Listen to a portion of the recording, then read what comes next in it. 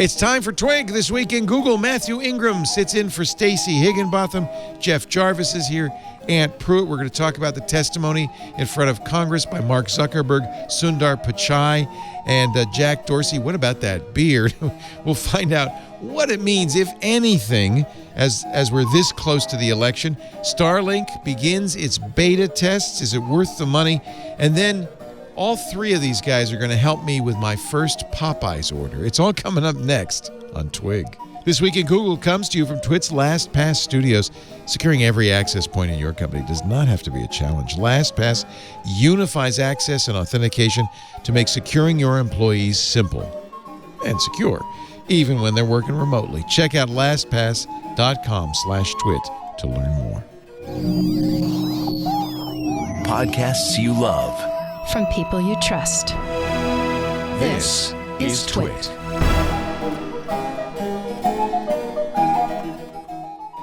This is Twig, This Week in Google, episode 583, recorded Wednesday, October 28th, 2020. A barely tenable scam. This episode of This Week in Google is brought to you by Bandwidth.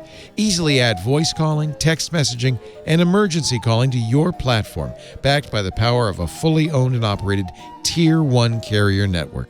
Start a free trial at bandwidth.com/twig. And by NetSuite. Get visibility and control over your financials, HR, inventory, e-commerce, and more with NetSuite by Oracle. Now's the time to upgrade to the world's #1 cloud business system. Let NetSuite show you how they can benefit your business with a free product tour right now at netsuite.com/twig. And by Wasabi Hot Cloud Storage. Thinking about moving your data storage to the cloud? Wasabi's enterprise-class cloud storage at 1/5 the price of Amazon S3 and faster than the competition, with no fees for egress or API requests and no complex storage tiers. Start a free trial at wasabi.com. Enter the code TWIT. It's time for Twig This Week in Google, the show where we cover the Google verse, the Facebook verse, the Sundar Pichai verse. It's actually, they were all in town testifying, Zuck and Sundar and who else was there? Oh, Jack Dorsey. With a long beard. Yeah, I thought Matthew's beard at this point was going to be this long. A long beard. But it's not. Mathew Ingram's in for Stacey. Stacey's got the day off. She's getting ready for a big event at StaceyOnIoT.com. We always love having Mathew on, chief digital writer at the Columbia Journalism Review, former colleague from at Gig Home with Stacey. And thank you for joining us, Mathew. You're not at the cabin now. You're back home. Yeah, I'm back home. All right. Looks like the cabin, though. It's still a little relaxed and rustic, and it's nice. It's in the country. Yeah, so. You're in the country. Yeah. Jeff Jarvis is here. Couldn't do the show without the director of the Townite Center for Entrepreneurial Journalism at the Craig Newmark Graduate School of Journalism at the City University of New York. And there's his COVID Twitter list, which is still good, by the way. I keep that as a column in my tweet deck. Just to see how screwed we are. Well, how dumb we are. Now that we're going through, wait, it's not the second wave. Dr. Fauci says it's the just a third peak of the first wave. Third peak of the first wave. Jeez. Oh, and Germany and France are shutting down. So I hear. Oh. And Italy too. It's not just us. It's the whole world, except for New Zealand, South Korea, Japan, and China for some reason. Also with us, Mr. Aunt Pruitt from Hands On Photography and Hands On Wellness. Good to see you, Anthony. You too, sir. Yes. I tried this morning. I really did, to watch the testimony. How long did you last in this? Well, I lasted about a minute, then I turned it off. And I said, "No, Leo, this is your job." And I turned it back on. Then it lasted a couple of minutes. I said, "I don't care if it's my job. I give up." I give up. Jeff, it's your job. You watched it, right? It's your job to watch it. No, I did not. I take care of myself, man. When I saw a tweet go by early on that one member of Senate had said that fact-checking is censorship, That was it. Yeah, I that was a just good one. just couldn't do it. Did you watch it, Matthew? I watched it the way I normally watch these things, which is through my Twitter feed. Yeah. So, yeah, it's good to get the hot takes. You know, the issue is really Section 230, which we've talked about a lot on this show many, many times. We have? Jeff and I have anyway. Your sarcasm is unnecessary, Ant. Ant knows we have. It's all we talk about, it seems like. But it made me, as I was watching this, I was thinking, okay, maybe we could, because even the Democrats are at this point saying we need to modify it somehow. Right. The notion of Section 230 of the Communications Decency Act of 1996 is that platforms like Twitter, Facebook, YouTube are not publishers. When they act as publishers, they're as responsible as any publisher. And in fact, the senators made a point of asking all of them, you know, hey, if you created some content that was bad, you would be responsible for it, right? And they all said, yeah, we'd be responsible. That's not the issue. The issue is these sites like Twitter and Facebook, where people like you and me are putting up content, are not to be held responsible for the content other people put on it, because, you know, otherwise we wouldn't have a conversation online. Yeah, they'd be sued to Right. death for libel. So if somebody went into our chat room and said something libelous, if I could be sued, well, that pretty quickly I'm going to get rid of the chat room.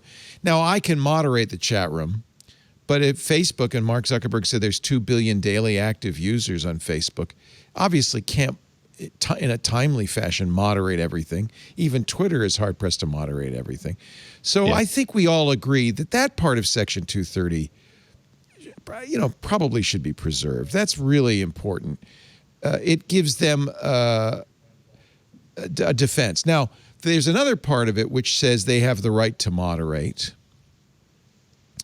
And maybe you without affecting their status as a publisher. Right. Right. That's important. That doesn't make them a publisher. And we don't want to break that, obviously, because you want to give them the right to moderate. I can't really understand what the goal is of this. How would you modify Section 230? So the funny thing is, Leo, it just struck me that what Ron Wyden, who is the co-author of Section 230, says is that Section 230 provides a sword and a shield. Right? The shield says what you just said. You're not going to get in trouble when Mathew Ingram posts something awful on your site. You know, you're safe, right? Which happens. The sword is you are free to take down idiocy that Jeff Jarvis says on your site. Right. So it just struck me that what's happening here is that from the left, from the Democrats, they're getting in trouble for the sword. The shield, because you're not doing enough. You're not taking down all this stuff. You should be taking down all this stuff. Right. From the right, they're in trouble for the sword. No, you take down hate speech. You took down my speech. So you can't find a law that's going to appease both because they have conflicting goals. Because they're going to the other ends of it. Right. Is there any type of balance that could happen with this, with all of the technology that we have? Is there some way to strike a balance to keep everyone happy? Because we do need to have some sort of moderation in there, yet at the same time, we don't need Twitter and Facebook getting sued every 10 minutes because some idiot said something. And that's exactly what 230 does. It says, we want you to have a conversation, but we want you to feel free to moderate. You should moderate. It's a good thing to moderate. Right, but what I've been exactly hearing, the intent of 230. But what I've been hearing in the hearings today was the arguments of the moderation was either too lax or too stern. And you can't. So where are we going to draw the line? Because we got to have this in place if there's going to be some sort of happy medium, right? I think we got to admit we have to admit that the entire premise of this hearing was in bad faith. So the whole reason they asked them to come was because they were mad that Facebook and Twitter restricted the distribution of the New York Post story about Hunter Biden's laptop. Right. So it doesn't really have, we can talk about the principles and so on. I think very few of those, certainly who we're talking about it today, care about the principles of Section 230. They're looking for a way to beat up Twitter and Facebook for being biased against conservatives, which a bunch of members of Congress continue to claim is true, even though study after study shows it's not true.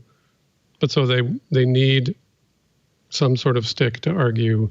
There's always some sort of one-off, though, where something's going to look like it's shutting down the conservative side of things and letting the liberal side just skate on by. There's always going to be a couple one-offs, right? Well, it goes both ways, right? So you have the left is screaming at Facebook that Zuckerberg's too close to the right and doing things there, and then you have the right screaming at Jack Dorsey. The amazing moment today was Ted Cruz saying to Dorsey, "Who the hell elected you?"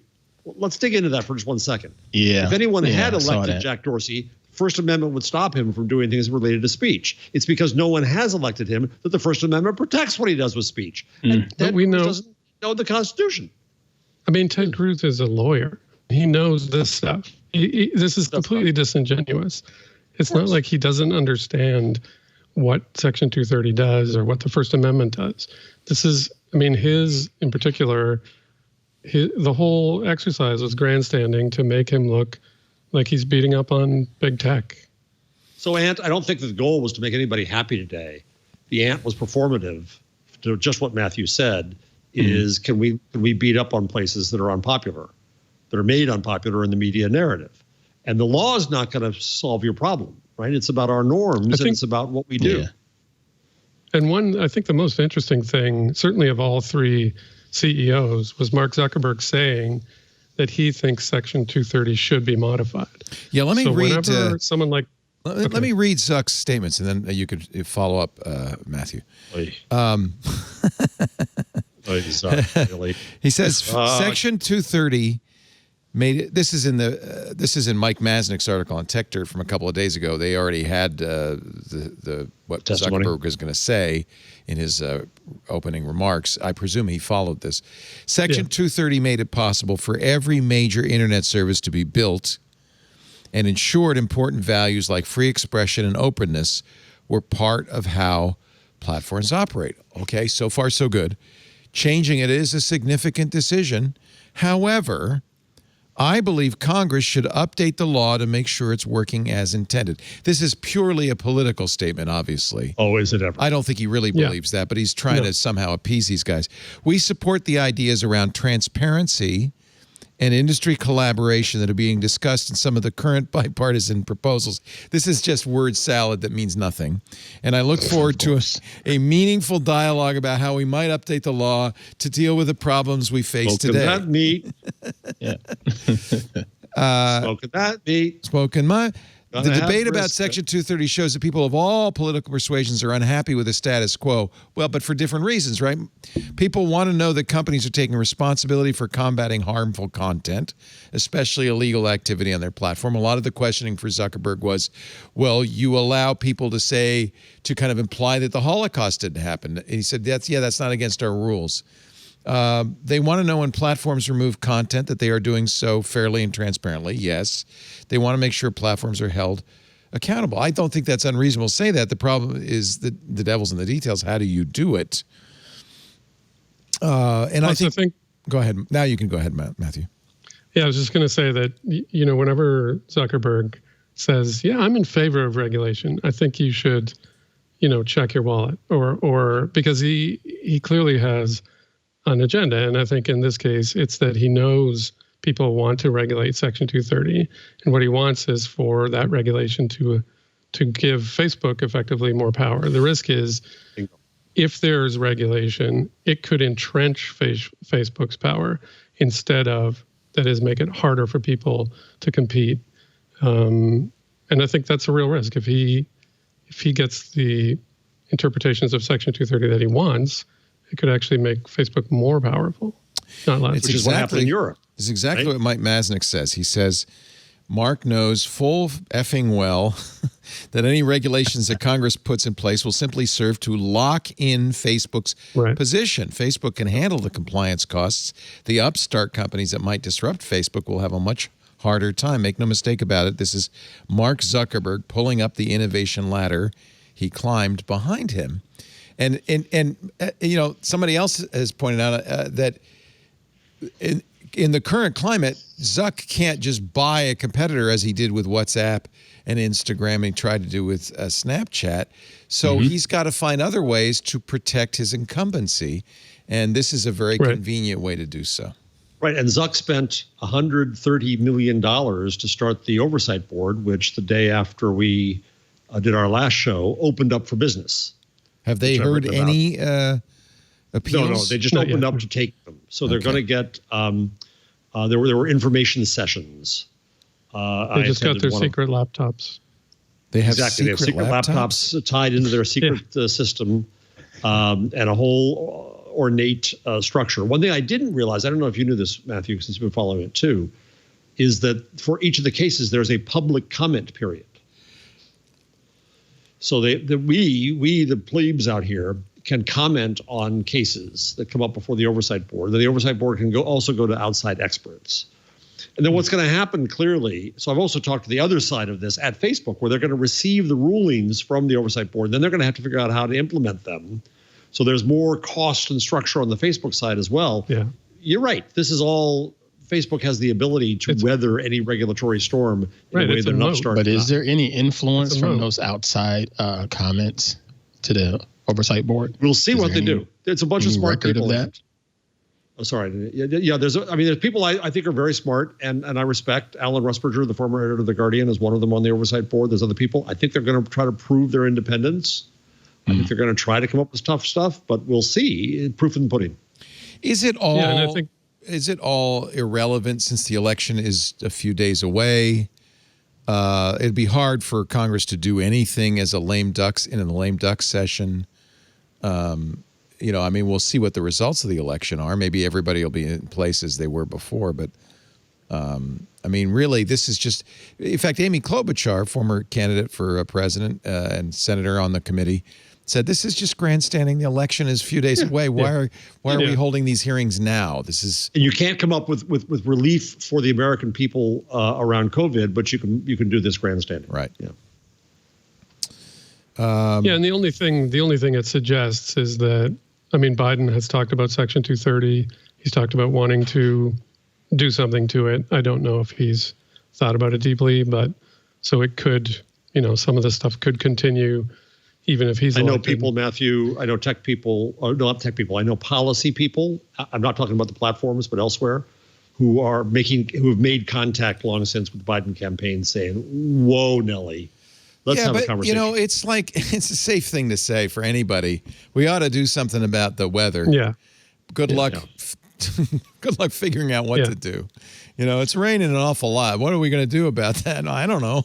The one thing I, in terms of things to do, I had a conversation with Alex Stamos a while back, who was the former head of security effectively at Facebook, about what he thought could be done to help prevent, for example, disinformation from being massively distributed on Facebook. And his thought was that the more something goes viral, the more incumbent it should be on Facebook to monitor it and to do something if necessary. So if it's not reaching that many people, then who cares? But if it is reaching millions in a matter of minutes, then there's more onus on them to do something about it. But that's still slippery slope, though. Yeah. How so? How so? Still slippery slope. Just because it's not hitting 2 million people, it doesn't make it a valid statement. That's the hard part, is that everything related to this is a slippery slope. There is no easy demarcation between what's viral and what's not. Stamos the other problem is we also don't know how big any of this really is. We can't get the data. Because there's this presumption that Facebook is a cesspool, and my Facebook is not. My Facebook is filled with nice people. And so how do we know how big it is? We don't have the data. I'm going to plug once more the Transatlantic High-Level Working Group on Content Moderation and Freedom of Expression, of which I was a part, says that we need a flexible framework of accountability out of transparency. So we need to be able to know what data we can expect from the platforms. Government can ask for it. It goes to researchers. Then we get some sense of the impact. Then we worry about the interventions and what's working and what's not working. But now it's all guesses. And you blame the platforms for that too, because they're holding the data back. But then you blame government too, because things like GDPR is what led Facebook to stop NYU from investigating their political ads. I was just going to ask you about that. It's a mess on both sides. Yeah. So Facebook earlier this month shut down NYU's research project into political ad targeting. They sought to shut it down. Did they actually shut it down? I don't know. Yeah, if they succeeded. they didn't actually shut it down. Oh, really? Okay. No, because it's outside Facebook. Yeah, I think they're they scraping. said that they were going to restrict it until the election was over. Yeah, they're using scraping tools, so it isn't in Facebook, but still, what they did is I think they asked people to give them their Facebook feeds, right, and allow them to scrape it. It's a browser plugin, I think. Yeah, right? The markup is doing this as well. It looks at this, yeah. But there's a GDPR issue here. It's one matter for it to know what you saw, but what your friends saw. The targeting. The way it was explained to me some time ago is that if a given ad is shown to Ant and you know what the targeting of that ad is, you then know something about Ant that Ant may not have wanted anyone to know. So there's a GDPR issue here. There's also, Ben Thompson wrote about this and I thought made a good point that some of the stuff that Facebook would be doing if it effectively gave the nod to this type of stuff would be things that are covered by the consent decree.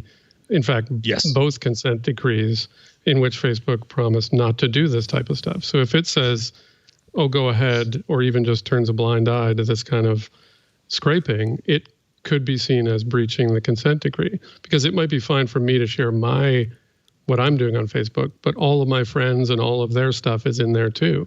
They didn't give their permission for me to share that.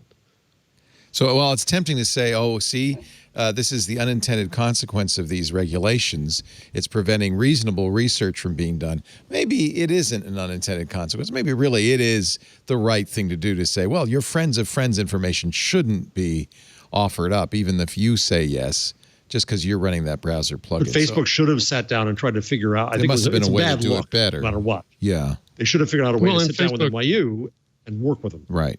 And Facebook and Twitter, for the past 2 years at least, I've written about this, have promised researchers all sorts of information, and it takes 10 times longer than everybody said it was going to. And then the amount of information that comes out is tiny and useless.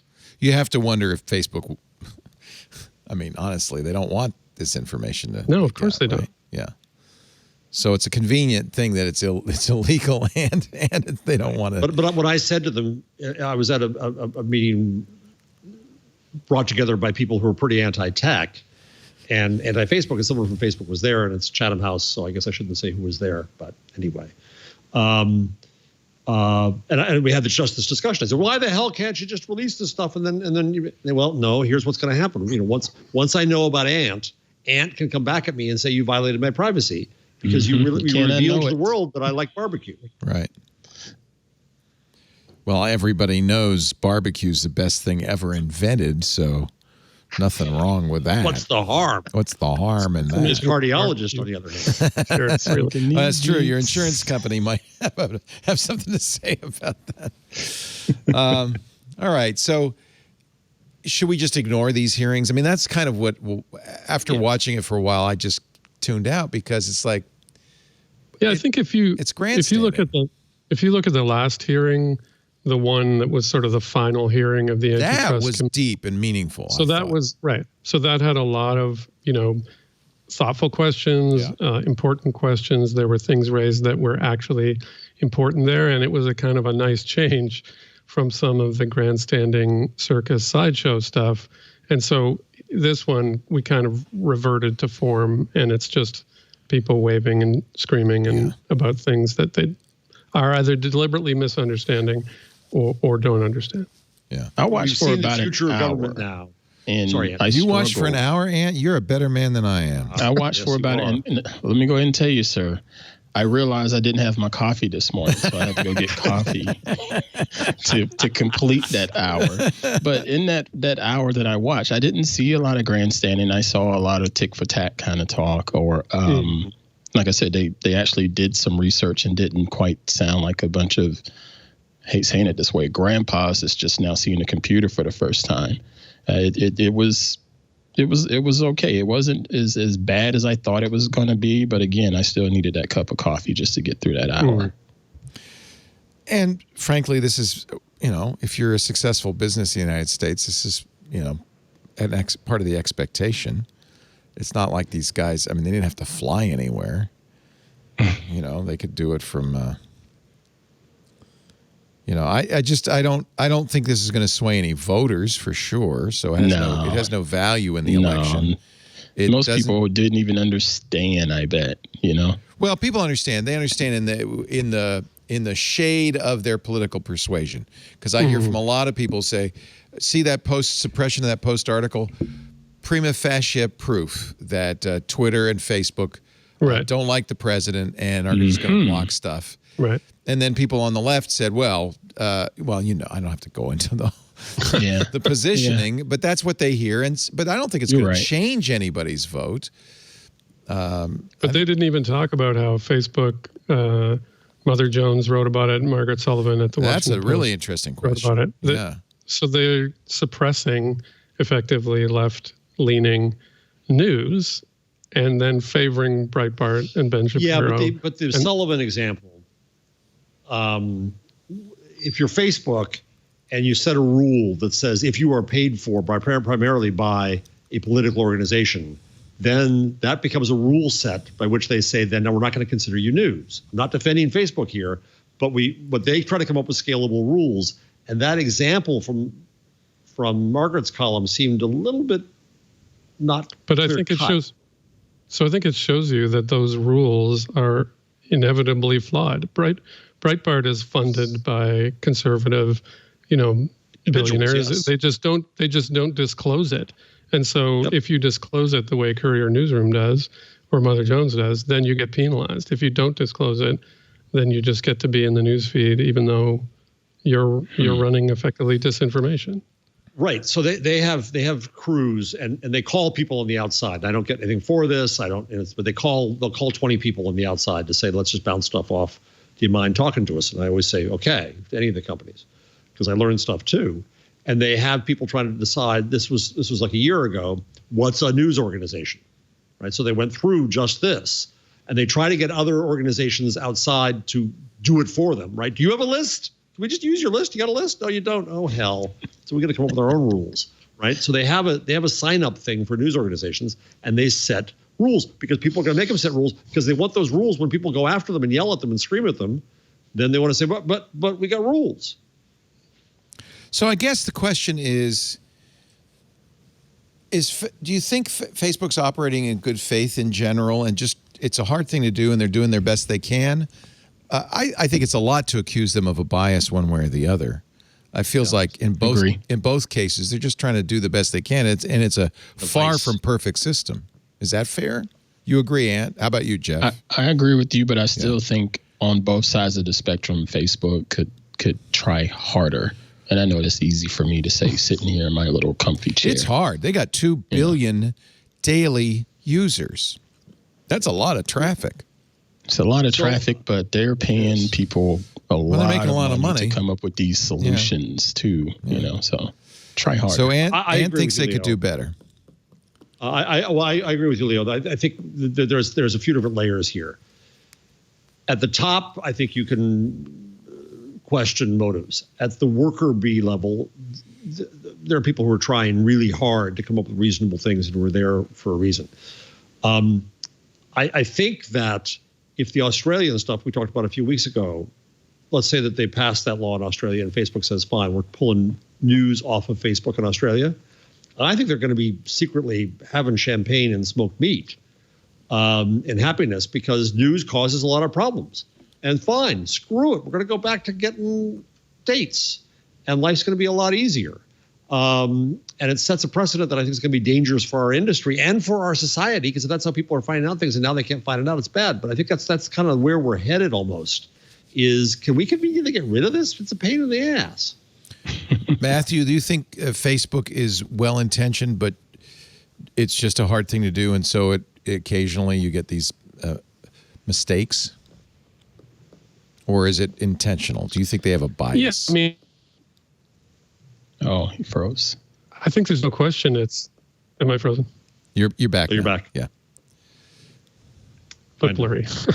I think there's no question that it's a very, very difficult job. I mean, billions of pieces of content are posted, every hour probably. Right. And they have to moderate all that somehow. But I think, they're worth hundreds of billions of possibly trillions of dollars. So, maybe they could try and do the things that they say they're going to do. And they could also be a whole lot more transparent about it. It's fine to just wave your hands and say, well, we're trying our hardest, but there's no way of knowing that. It's literally a black box. Now, on the other hand, Twitter employees are accusing Jack Dorsey of absentee management, hands-off, delegating decisions, not really participating. And looking at his beard, he's clearly putting a lot of energy into growing the beard. Let's ask the same question about Twitter. Do you think Twitter's doing the best it can? Do you think it's biased? Or is Jack Dorsey doing the best he can? I doubt Jack Dorsey's doing the best he can. He's got other fish that's to been fry. A criticism of him from the beginning. All along, he's running two gigantic companies, right? And he's not very involved in either one, right? But here's the other. But here, just to play ping pong here, right? But people say Zuckerberg should give up and delegate more power. He's too powerful in Facebook, and then they say to that's exactly Twitter, what I was going with. Right. Because sometimes being a good leader speaks to how well you delegate on however many different tasks you have, whether it's a big Fortune 500 company or whatever, even or just like a football like team. Leo the does. head coach gets a lot of credit. I don't do anything at Twit. Yeah.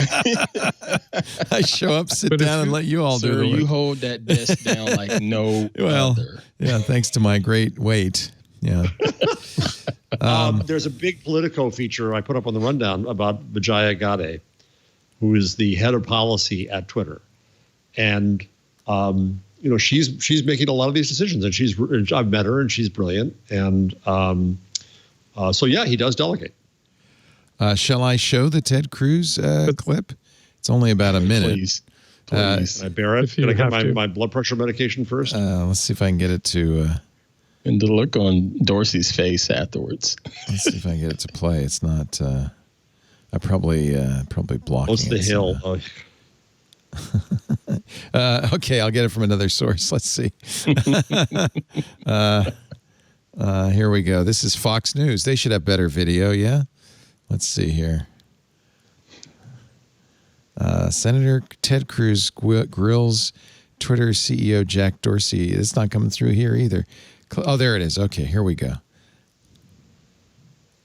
Chairman, I want to thank you, Mr. Chairman, for holding this hearing.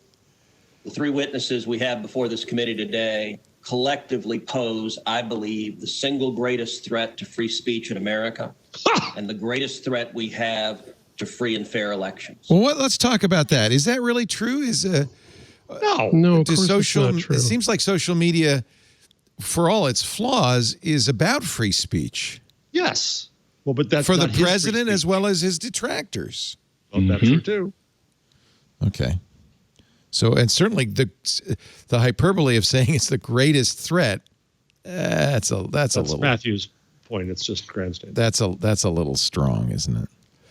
I just lost the video. Let's see here. Let's play it again. Okay. Sure. Okay. Chairman, we distracted thank you, Mr. Chairman, for holding this hearing. Okay. The three witnesses we have before this committee today collectively pose, I believe, the single greatest threat to free speech in America and the greatest threat we have to free and fair elections. Yesterday, I spent a considerable amount of time speaking with both Mr. Zuckerberg and Mr. Pichai.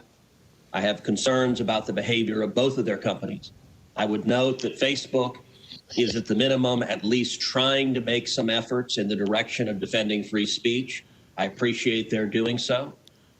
Google, is that fair? Do you think Google and Twitter are doing less?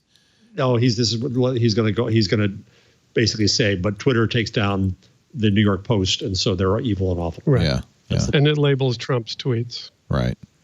Yeah. Well, Facebook did some of that too, though, right? Mm-hmm, they did. Yeah. Right. Little bit. From sharing those stories. And number two, you went even further and blocked the New York Post from sharing on Twitter its own reporting. Why did Twitter make the decision to censor the New York Post? We had a hack materials policy that we... When was that policy adopted? In 2018, I believe. In 2018. Go ahead. What was the policy? So the policy is around limiting the spread of materials that are hacked. We didn't want Twitter to be a distributor for hacked materials. We found that the New York Post, nice jacket, it showed the direct materials. The whole look is very confusing to me. I don't. Got a very like Rasputin kind of thing going on. Yeah. That it fell under this policy. Now, So in your view, if it's unclear the source of a documented... I see, again, I can't watch it. I just can't. You can't do it. No, I can't do it. We are your friends. Why are you doing this to us? So Twitter did take it down initially because they were concerned the material was hacked material. When they found out it was not, they put it back up with a warning. No, that wasn't it. No. When they said the journalists complained to them and said, well, we also put up hacked material. So that's not a good policy, fellas. Oh. So It's they not just- changed so their it wasn't policy. It wasn't just that it was hacked material. It was that there was private information in the material. So both of those things are against Twitter's terms Okay. of use. It wasn't an One issue of is- disinformation. So they said that too. Oh. They said Yeah, it was election manipulation. Basically, what I talked to somebody in the company and basically said whether it was accurate. what I wish you would do at some point, you guys in Silicon Valley, just make some judgments and say, this is trying to manipulate an election. We can figure out the details, but it's trying to manipulate an election clearly, and we don't want to be part of that. And somebody said to me, yeah, that's basically what happened. But then they've got to back up and they've got to put it in their statutes. And they And the risk to me, I actually thought when they blocked the sharing of the link, that was a mistake. And I think Jack Dorsey admitted later that was a mistake and that they should not have blocked anyone from sharing. I mean, if you tried to share the link, they would throw something up saying, no, you can't do that. I think labeling it is fine. Showing someone a warning is fine. Whatever. Reducing its distribution is fine. But actually blocking people from sharing a link from a newspaper seems to me to raise all sorts of, and that's why I think everybody got their knickers in a twist. Right. It's difficult. It's a nice jacket. I like that jacket. The beard I can do without, but the jacket's nice. It's a difficult thing to do. And I think, let's ask the same question we asked about Facebook, about Twitter. Are they coming from the best of motives, but finding it difficult to do the job, or do you think they're biased, Mathew? I don't think they're biased at all. I mean, I don't think they're organized enough to be biased, to be honest. I don't think, Yes. If anything, they their seem bias to- is towards free speech, right? They used to be the think they're free biased- speech wing of the free speech party was their slogan. yeah. Man, they hate that guy said that. Anyway. Yeah, because frankly, if you're all about free speech, you don't block or ban or do anything. You just let everything go. And actually, I think Biz and Ev both said the tweets must flow. That was when they were being used as, an information vehicle during the era of They did Spring. not anticipate the Trump. Yeah, it's one thing to say that when it's Egyptian rebels. It's another thing when it's the president tweeting, conspiracy theories about COVID. Right. So they're well-intentioned by accident, and but they're struggling because it's a difficult thing to do. How about you, Jeff? Your feelings on Twitter? I don't think they're biased as a company. I think but even there was a wonderful op-ed in the New York Times a couple of months ago by Wesley Lowery, who left the Washington Post because of his tweets. And it said that the notion of objectivity, that is to say a lack of bias, is fundamentally racist. Racist? And that because it's who's deciding what's biased and what's not. It's those who have the power to do so. And who has the power? People who look like me. Right. Then there's a very good book from Lewis Raven Wallace called The View from Somewhere, which goes to the same thing, where he was accused, he's transgender, he was accused of bias. Oh, you're too biased to cover LGBTQ issues. Yeah, he was fired. He was fired as a result. And and he says in his book, I think quite eloquently, white people cover white people and it's not bias.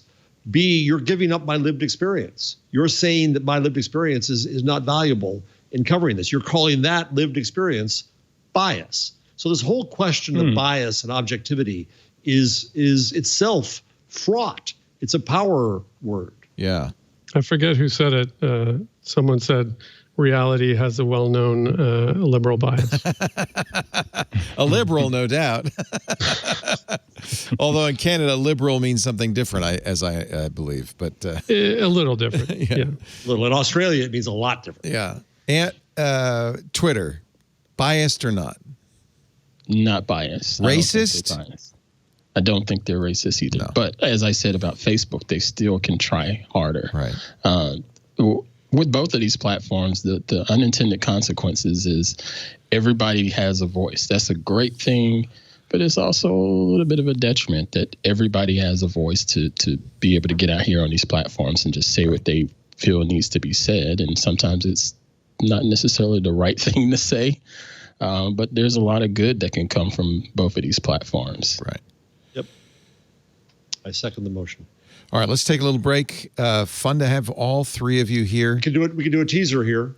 We can see the future of government is not on Zoom. It's not on video. It's Mars. No. Are you going to finish that statement after the ad? I think he is. That's Jeff Jarvis. No, it's on Twitch. It's on Twitch. That's the future of speech. Show you the future of deliberative democracy on Twitch. Oh, that's a depressing thought. But you know what? I think we're headed that way, actually. You mean AOC playing Among Us? Among Us. Did you see I went to Biden HQ in Animal Crossing, Biden's Island? I got myself a little beanie. Nice. That's Mathew Ingram. He is chief digital writer at the Columbia Journalism Review. Always a welcome guest, especially when Stacy's out for her special event at StacyOnIoT.com coming up this week. And Aunt Pruitt from Hands On Photography, Hands On Wellness, my good buddy, pretending he's sitting in front of a beautiful aged plank wall. Yes. I like it. It's good. Would you ever grow your beard to Jack Dorsey length? My beard will not grow that length. I've tried. Really? My beard gets to a certain point and it just stops. It'll get really, really thick and it just it stops growing. Wow. Mm-hmm. And I'm fine. Do we with have pictures, Ant? Pictures of this? Heck, we can just go back to some previous episodes where I didn't feel like shaving. We have video, baby. Oh, I'm sorry. I'm just way too honest on this show. You are so honest, and I love it. That's why we love you, Ant. Our show today brought to you by Bandwidth, not the kind of bandwidth that you and I talk about generally at home. Bandwidth is a company that you've been using, I've been using, and just didn't even know you were using. They're a carrier, the APIs, the software, the backbone in telephony. They deliver cloud-ready voice calling, text messaging, and 911 built for enterprise. And if you, for instance, have ever used, Google Meet, Google Homes, Google Voice, if you use Zoom, you're using Bandwidth. Capital B Bandwidth. They're the CLEC, the local carrier for all of these communications tools. Bandwidth APIs are behind the scenes of Google products, ensuring quality communications. Giants like Microsoft and Zoom rely on Bandwidth to bring their most important customer experiences to life, from sending SMS messages at just the right time to make sure contact center calls sound crystal clear, to ensure reliable and secure 911 call routing. They are a Tier 1 carrier network. It backs their API platform, meaning you can have a no middleman pricing structure, greater insight into quality and deliverability. Nobody's hiding that. It's right there, and you have a seat at the industry table. We've talked to a number of people. In fact, you can go to the Bandwidth website, bandwidth.com/twig, and see all the love from all the users, like Rover's co-founder and director of software development, Philip Kimmy. He says, and the quote's right there on the page, no other provider offered the same level of hands-on support or cost savings that Bandwidth has been able to deliver. Their flexible APIs made it simple for us to get up and running without missing a beat. The big boys use Bandwidth, but you can too. Join companies like Google, Microsoft, and Zoom. They build with Bandwidth. Get the power and reliability of a Tier 1 carrier network paired with the control and agility of enterprise-grade APIs with Bandwidth. Start a free trial at bandwidth.com/twig. I talked to them the other day. You were on that call. I was so surprised. I said, wait a minute, I've been using Google Voice since it was Grand Central. They said, yeah, that's us. It's like, yeah, that's us. Yeah, that's us. Bandwidth.com/twig. Bandwidth.com/twig. They make telephony easy. Get it from the originals. Bandwidth.com/twig. Right from the source. And we're so glad to welcome them. I think that's their first ad on the network. So we thank you, Bandwidth, for supporting This Week in Google. I thank you, listener, dear listener, friend of the network, for supporting us by going to that address, bandwidth.com/twig. All right, enough about Congress. No, we still want another member of Congress. We still want to see one more member of Congress. I think you want to see this. I think it's cute. Yeah. Tell me about it. What are we talking? Are we talking about Among Us? So ARC and Elon Omar joined Twitch and play. 440,000 people play this game, which the kids love, by the way. It's called Among Us, and it's kind of like Werewolf. Many of us geeks have played Werewolf. The idea is you're on a spaceship. Or Mafia. Yep, same thing. You're on a spaceship. And some of you are crew members, but some of you are imposters. And the goal is to keep the ship a-flying while you find the imposters before they can crash the ship. But the point of it, like Werewolf, like Mafia, is it's a social game. And when we play Werewolf and Mafia, Mathew, we've always played it in a room with people. It's so much fun. I remember playing it at food camp with about 20 people. It was so much fun. I think we played especially with enough beer deep into the night. It's great. But what the young people like it right now is because it's a social event. You talk. The whole idea is you find out who's an imposter by quizzing them. So it's a chance to have a social group over. And you get to lie and then rub it into people afterwards, or kill people and rub it into people afterwards. Yeah, which I think is great. So AOC, because she's young, she had never done it apparently, but apparently she did it with Hassan Piker or Hassan Abi. You know him from the Young Turks. He used to be on the Young Turks, and he's a popular streamer. So the recount put together a 2-minute highlight reel. Okay, where is it? Is it on right there? It's online number top moments. Here it is on YouTube. Let's play it because I actually haven't seen this yet. Volume. You guys can call me AOC. Mike Pence can't call me AOC, but you guys can call me AOC. Her point was, I am Congresswoman Alexandria Ocasio-Cortez to members of Congress, and Mike Pence to you. Put on Twitch. I'm AOC. I feel bad after I heard her say that. I felt bad. Now I have to say member of Congress Alexandria Ocasio-Cortez, which is a lot of words. AOC is so much easier. Is there a way to mute ourselves? Yes, on this. Crack snack. I didn't even know I recorded myself. Ma'am!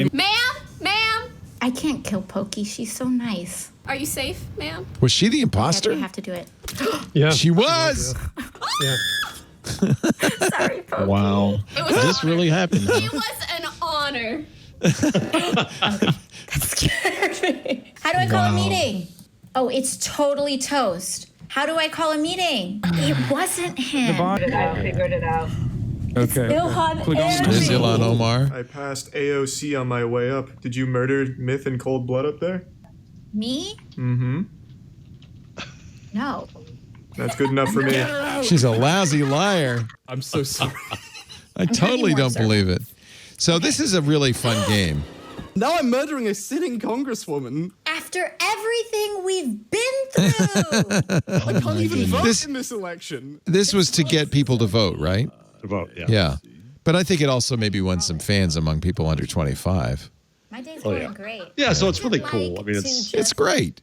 And I had shown, I didn't bring my Nintendo Switch with me, or I would show you again, but I had shown on other shows, I think there's a tweet somewhere, of me getting a selfie, getting on the selfie line in Animal Crossing New Frontiers. Oh my There's gosh. you can, if you go to bed, you dream, and then Luna, the dream tapir, comes and says, I'm not making this up, would you like to visit another island, a dream island? And I said, yes, I want to visit Biden HQ. And somebody on the Biden campaign has clearly spent way too much time playing Animal Crossing. They've set up a whole, here it is. They set up a whole island. So what you do we don't is start. you go to sleep. This is going to take hop in forever. bed. But they've set up. Look at this. Should I get This is a fun game. Please don't judge me. It's a complete waste of time. Okay, so we get a little cut down. I'm going to dream, and we're going to go to the tapir.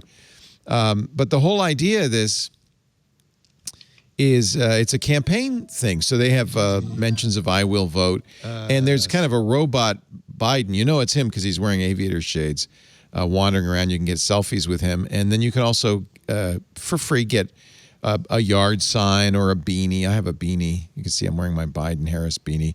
I also, you'll be happy to know, Jeff, have a Kamala tank top I can wear in this. I was fine for the Kamala part. You in a tank top, I'm not crazy. It's not me. It's that thing. And he's Don't much wear better. that in real life. He's much cuter than I am.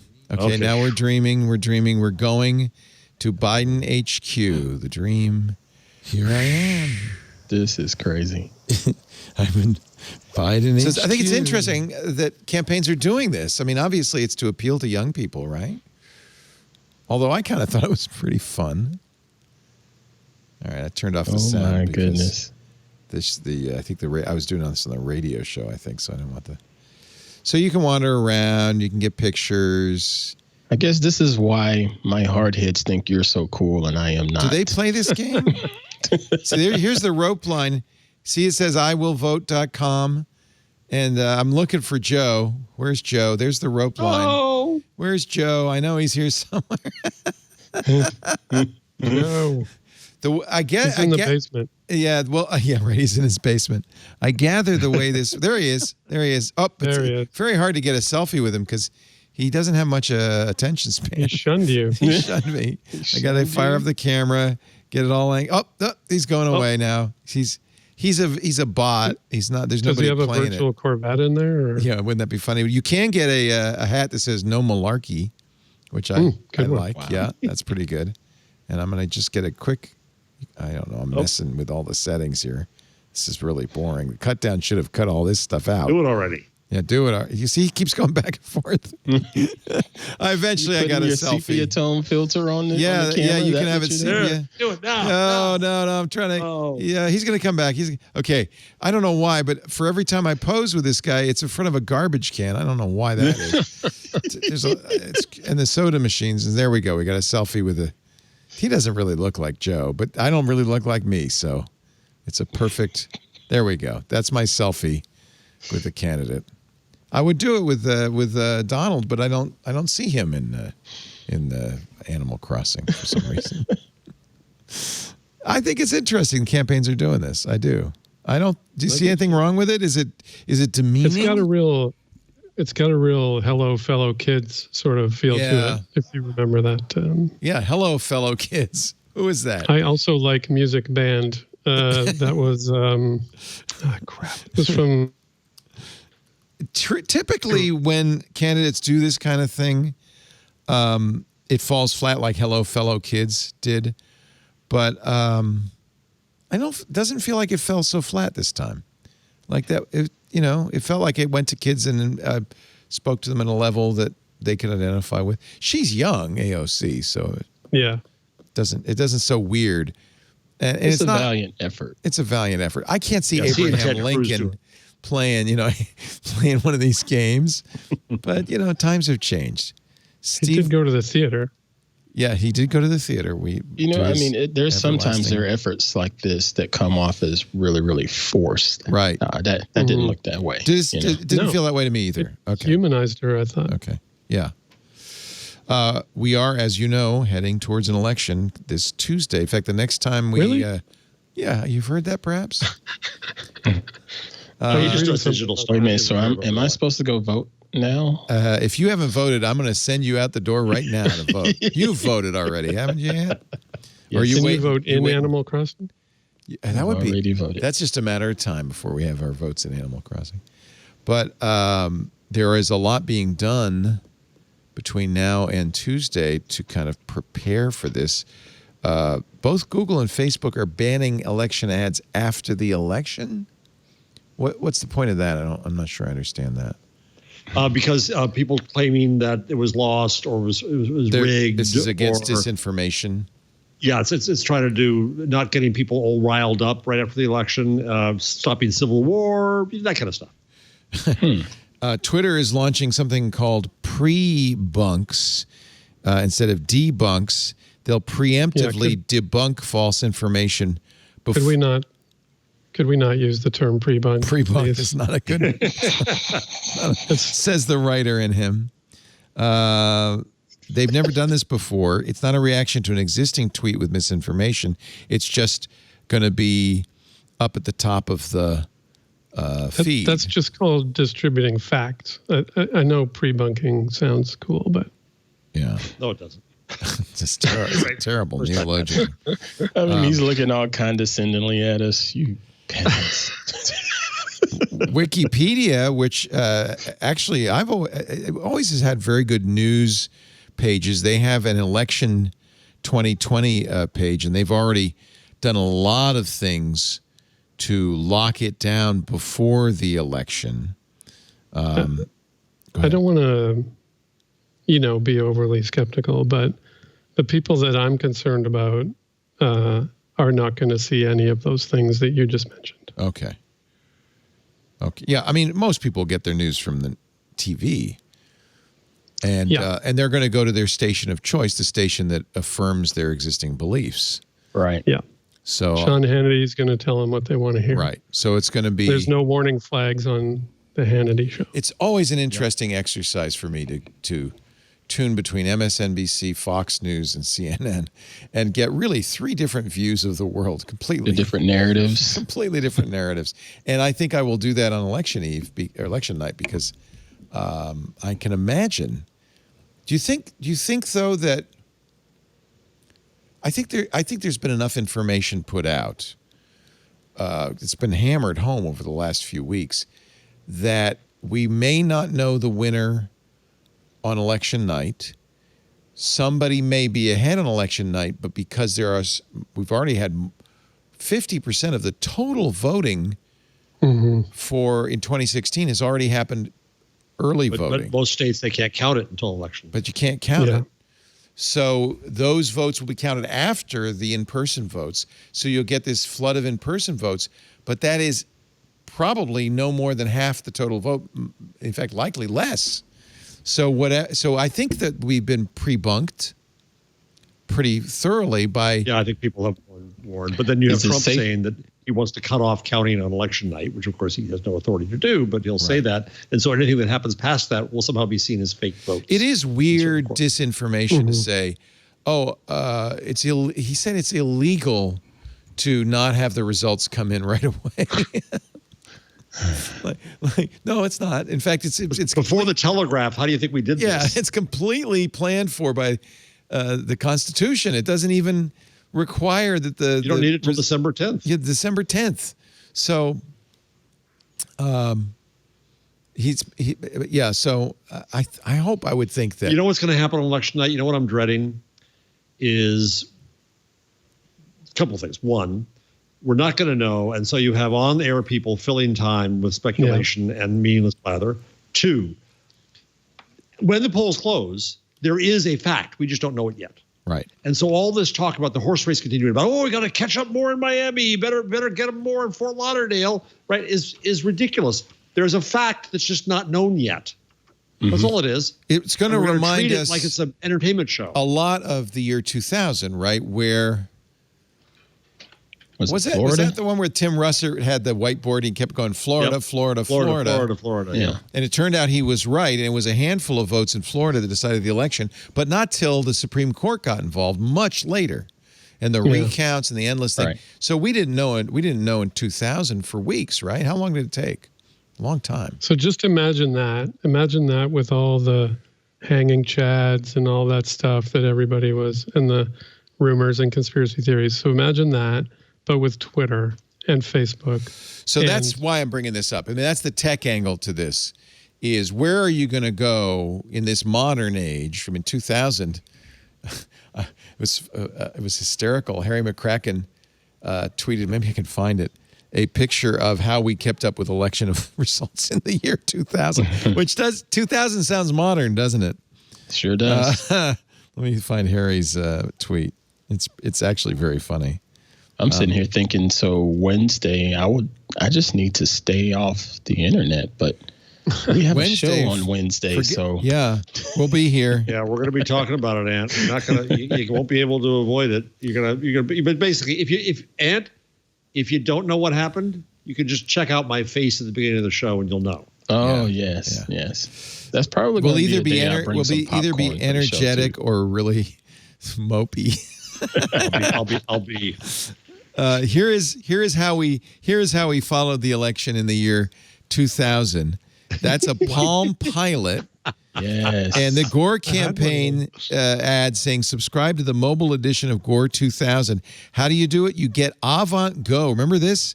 Avant Go's free software. You can download the Gore mobile edition and receive new information every time you sync your handhold. We recommend you synchronize at least twice a week. Twice a week? Twice a week. I'm amazed they didn't have a .mobi site. Wasn't that a big deal back then? Imagine the twice a week Twitter. You only get it twice a week. You get this download. It's a good idea. So much anxiety. Yeah, actually not a bad idea, is it? I think, Matthew, let's go start a business. Ant, you want in? Yeah. I don't know. That's so much anxiety right there. I just think this is, you feel like 2000 wasn't that long ago, kind of the modern era. It's at least in this century. Supposed to be the modern era. This is quite a bit different even than 2016. Really, right? We knew what happened in 2016 that evening, I remember. I very much remember. Yeah. So because I thought it was a joke. Yeah.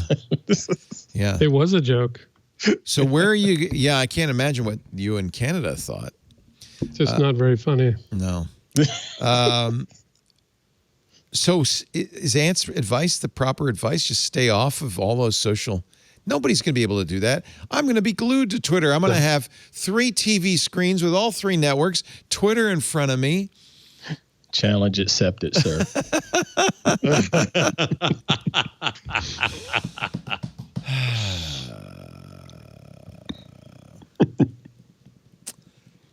I guess there's really no antidote for this, but Google's partnering with the Associated Press.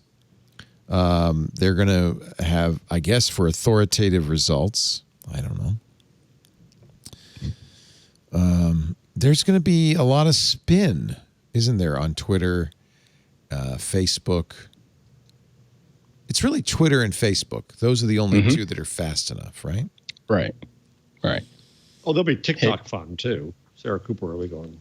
I don't, do people And go to Twitch. TikTok for breaking news? Breaking news, no. But there'll be reaction. There'll be stuff. All of the memes are going to be But there see, within I won't have an to. hour. You won't have to go to TikTok or Twitch because if anybody does anything good or funny or important They put it or on weird, it goes right on Twitter. So Twitter is really all you're going to need. And this is where Twitter is very interesting. This really has become the pulse of the nation in some part of the nation. Good and bad. Good and bad. Or part thereof, right? That's the I get angry when people say Twitter's not in the country. Neither is the readership of the New York Times. So relax. Right. But yeah, it is a subset. There's subsets. Put it that way. It's interesting though that Twitter is a gigantic Venn diagram. Yeah. Yeah. Sorry. I was just going to say that I was thinking about the study that Yochai Benkler at Harvard was involved with. And basically one of the conclusions he came to was that Fox News is as big a problem, if not bigger, than Twitter. Yeah. He did a book on it, in fact. Not just Fox News. And then there's other Twitters. Did I recommend this book last week? The other Twitters? Well, Distributed Blackness, African-American Cybercultures by Andre Brock Jr. It's superb. It's academic, but superb. listen to me. Where else? Yeah, right. Where else would you? Right, but it one has to be aware that there's not one Twitter. Oh, no yes. two people on Earth see the same Twitter. We all see different communities on Twitter, and there's different languages there. There's different ways to present. There's different culture. Would this be a good time to seek out some Twitter lists, like a Black Twitter list, or this would be a good time to have some lists ready. Yes? Yeah, it would be. To get to see the subcultures. That's where TweetDeck is great. You could have a column for each list. I'm going to need a wider screen, I think. Oh, Lisa's ready. She's got she's got a 5-foot wide screen. Let me say this. Maybe I'll stay off of the internet, but I'm going to come and watch you on the internet. That's probably more entertaining. I should stream me going crazy. It'd be kind of interesting to have Ant absolutely in a padded cell until the show starts on Wednesday. Ant, can you promise that you will not? You won't. You just kind of just. And then we can off. lead him on. We can make him guess what happened. We can okay, so you want me to just show up for the show on Wednesday? Yeah, but not having. No, I wouldn't do that to you. Cut yourself off from all news. Don't let Queen Pruitt tell you. Don't let the hardheads tell you. That's the problem. Is the family? They will just be all talkative about it and quite emotional one way or another. Yeah. You know. This is unlike 2016. It's certainly unlike 2000. This is it's a unique moment we're in, and I do think that the internet is going to be a big player in all of this, as are the 24-hour news channels. I think Benkler's absolutely right. Okay, I thought we should cover that. I don't know what else to say about it. It's just the next time you see us, whether you're going to be happy or sad. Or I'll just puzzled. hang out with Kylo because Kylo can't tell me anything. Yeah, there you go. Nor the does dog he care. Doesn't care. Doesn't care at all. No, the dog's going to pick up the mood from the rest of the house. You're going to know that way. What do you, dogs do you are think? Know. So, have you seen evidence of effective Russian interference or any other nation-state interference? There was the silly emails that the Iranians sent saying, "We know you're a Democrat, but you better vote for Trump." Or we'll know. I mean, there was that. I don't know how effective that campaign was. But have we seen any effective interference from any country? Not really. It seems not. Not really. It seems not.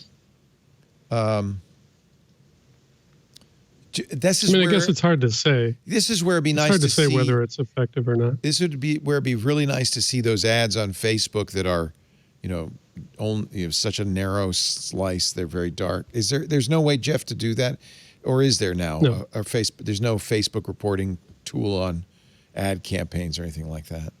Well, there is in political ads, yeah. There is. So we could see. I remember last time, 2016, there were a lot of, the Russian troll farm created a lot of ads designed to confuse and upset and things like that. I wonder if that's happening now. It's definitely has been happening. I mean, they took down a big coordinated inauthentic behavior network, as they like to call it, that I think they said was directed from Iran. But whether they're effective or not, only Facebook knows for sure. Right. Like, there's no way to tell. And if they're, as you said, their intention in many cases is just to sow, confusion and chaos. So did that happen? I mean, I know lots of people who are confused, but is that why? I don't know. They're confused because they're confused. Life is confusing. Whoa. Okay. So I just. All right. So this says it is paid for by Donald Trump Jr. for President Inc. Yeah. A picture of Joe Biden, the worst possible picture you can imagine. We cannot let the extreme left, radical left take over. Vote early. And it's the worst picture you can imagine. It just makes him look as ugly and old as you can imagine. That's, you kind of go in here. Lots of Donald Trump ads. Lots of find your vote early, vote often. Pictures if you go to the Facebook political ad database, put in the United States, and then I just put in the word voting. And Leo, you can see lots of them. A lot of them. A lot of news stories in the last few weeks about how the Trump campaign has run low on funds. They pulled their TV ads out of Florida. But I often think when I see that, that doesn't mean they're not advertising on the much more efficient Facebook. That's where they did so well in 2016. Yeah, and in fact, I think they're spending considerably more this time. Oh, interesting. So not having TV ads in Florida may not make any difference at all. It may not. Yeah. So, in fact, here's the ad spend tracker for the last week, October 20th through 26th. Biden has spent $8.7 million on this is Facebook. Kamala Harris $1 million, Donald Trump $5.67, Mike Pence really a laggard here, $229,000. But Biden, what's to advertise about Mike Pence? Yeah. So that's interesting. So this is the spending tracker this is on the Facebook ad library page. But that's spent by the campaigns, right? Not by PACs or other people. Yeah, I think in that case. On their behalf. Well, yeah, for that. This has been a stressful time, yet jubilant time of year for my mother, because I've mentioned before she's in ad sales. And she loves it.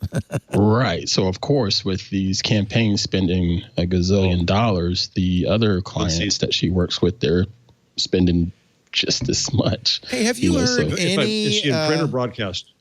Broadcast. Yeah, she's Sinclair, right? She's Happy Days, yeah. Yeah, she's loving it. I'm thinking she's going to get me that coffee maker. Have you heard any political ads on podcasts? A couple of times I have. I'm asking for a friend. we got no requests at all from either side.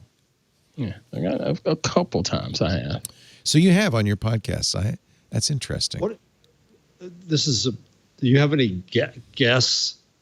You don't have to ask this question, but do you have any guess what the political makeup is of the Twit audience? It's actually surprisingly mixed. I think we've chased away. All the Trump voters. Yeah, it's my fault. Yeah, but early on, it's certainly on this show. But I think early on it was pretty evenly mixed, I don't think tech has a political bias particularly. So it was depends on who you ask. Yeah, well, it was evenly mixed. And then because I have done a poor job of keeping my political opinions to myself, I think I've chased away everybody who Jeff hasn't chased away already. Yeah, I can't help myself. Sorry. It's funny,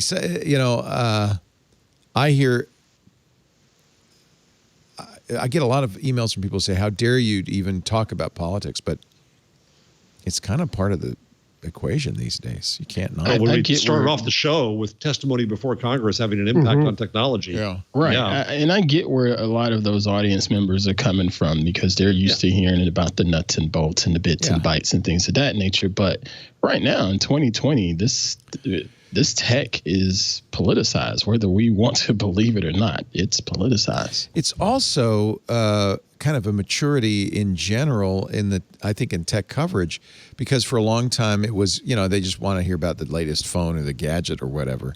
But I think as tech works its way into the mainstream, it impacts everything. And I think it would be a mistake for us to not talk about the impact of tech as well as, what's the latest gadget. Right. Even with the latest gadgets, though, what's the latest iPhone or whatever, there's some sort of political implications regarding where that thing is manufactured versus where it's designed. That's a reality. All right, let's take a little break. There is other stuff to talk. I have some gadgets we can actually talk. We'll talk about some gadgets in just a bit. No more political talk. You can tune back in. Our show today brought to you by NetSuite. NetSuite. This is a package. Lisa says we got to get this package. NetSuite gives you visibility and control over every bit of your business: financials, HR, inventory, e-commerce, and more. Everything you need, all in one place instantaneously. Imagine that. You might not know this, but using QuickBooks and spreadsheets are slowing you down. If you're tired of working on multiple platforms and you want to take your business to the next level, now is the time to upgrade to NetSuite. Running a fast-growing small or medium-sized business is tough. That's one of the reasons Lisa has a big, wide monitor. She's got all these reports open from all these different sources. NetSuite solves that. It's the #1 cloud business system in the world. It gives you cloud-based solutions. NetSuite streamlines mission-critical business processes, reduces IT costs, allowing you to easily scale and future-proof your business with an agile business platform that evolves as your needs change. This is what you need. You'll save time and money. Close with confidence. Accelerate the financial close and maintain compliance with accounting standards. Report with accuracy. Financial accuracy, after all, is your lifeblood. You can drill down into the underlying details, understand what's going on, what's impacting your business. Real-time information in business is so important. If you want to fine-tune, if you want to succeed, you need real-time metrics. You need role-based dashboards. You need to know where your money's going and what you're getting for it. I'll give you an example. Commvault. NetSuite was a perfect switch for Commvault. They turned to NetSuite's cloud solution as the platform that could dramatically reduce complexity and provide much-needed agility. The Suite Cloud development platform has enabled Commvault to support unique processes and to integrate with third-party cloud applications. Apps from NetSuite partners round out the company's updated environment. So stop paying for all those systems. They're just confusing things. Get NetSuite. NetSuite delivers what others can't.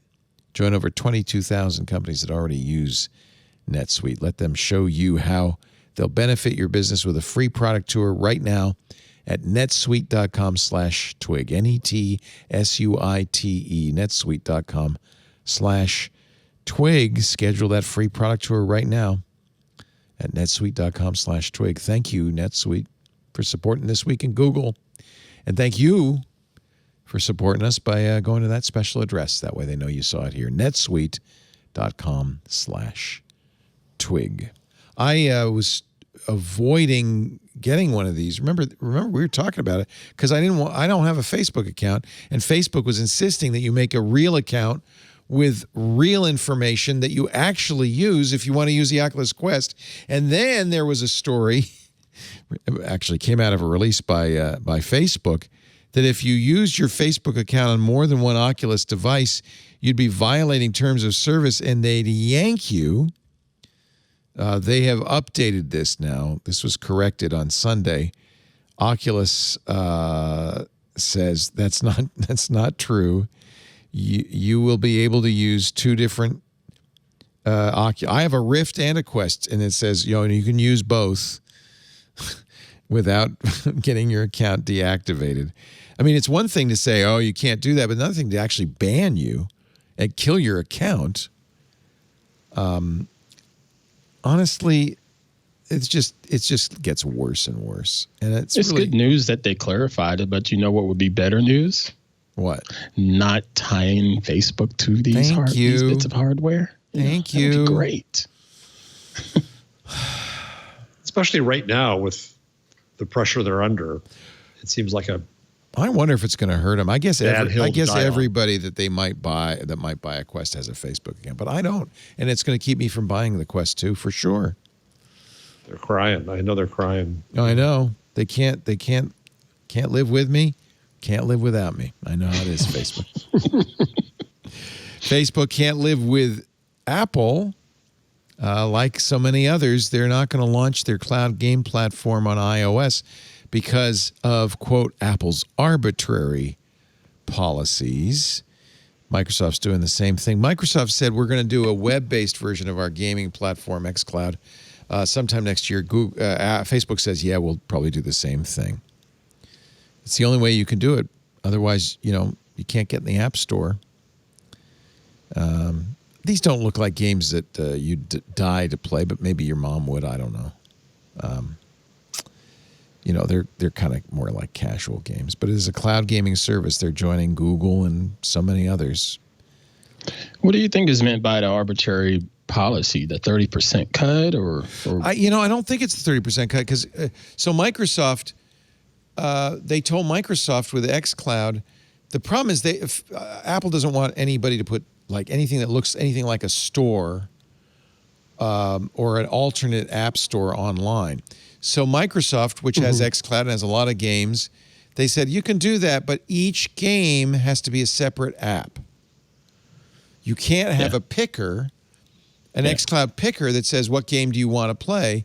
That's nuts. I mean, Steam.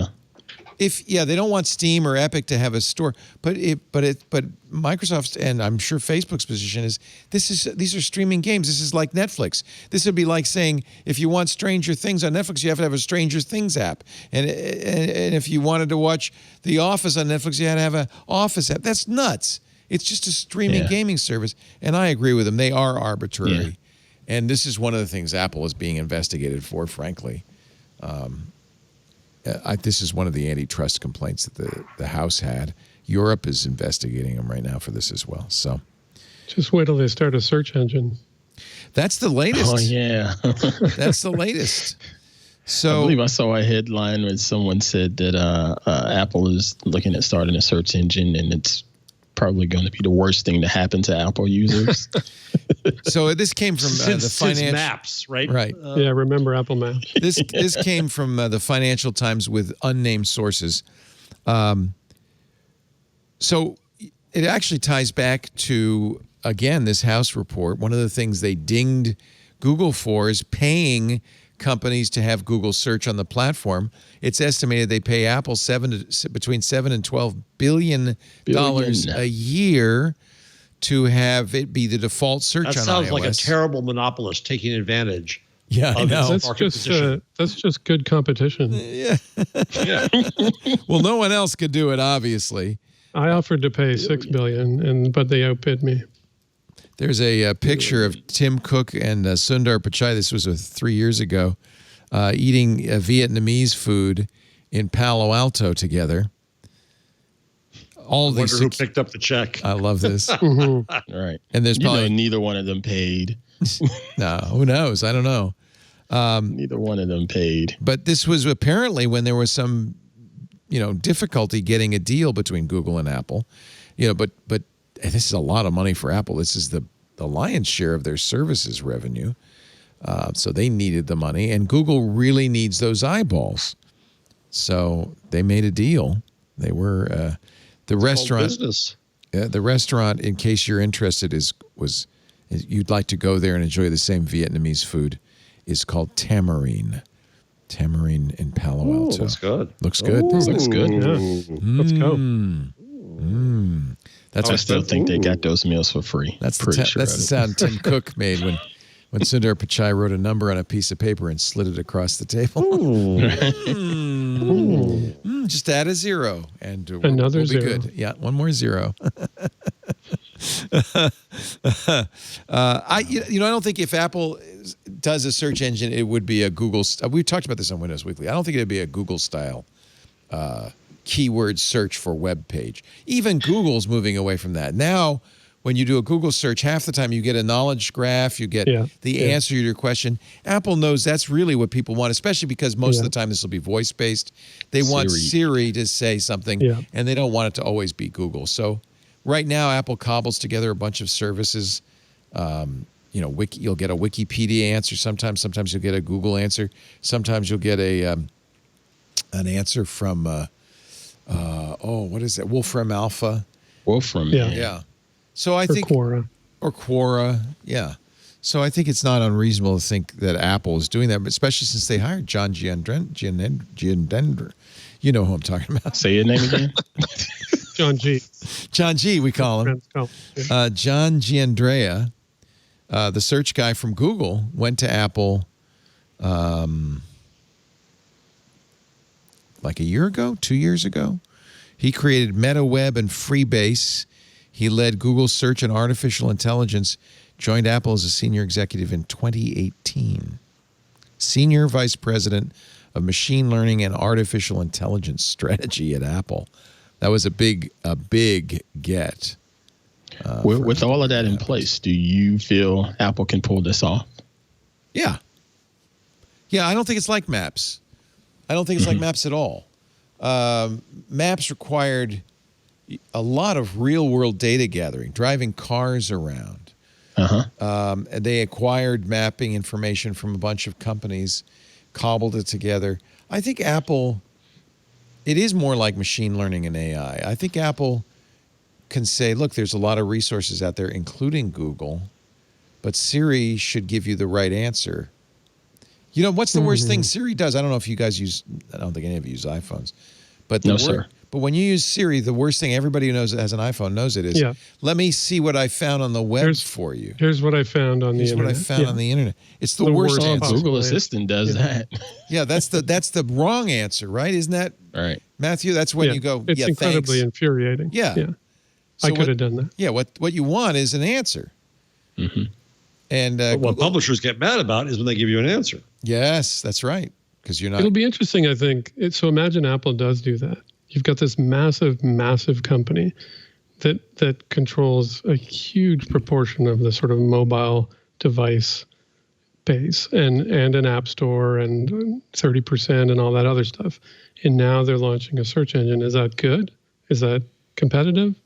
Or is it going to be just another thing, that they're going to control that makes it anti-competitive?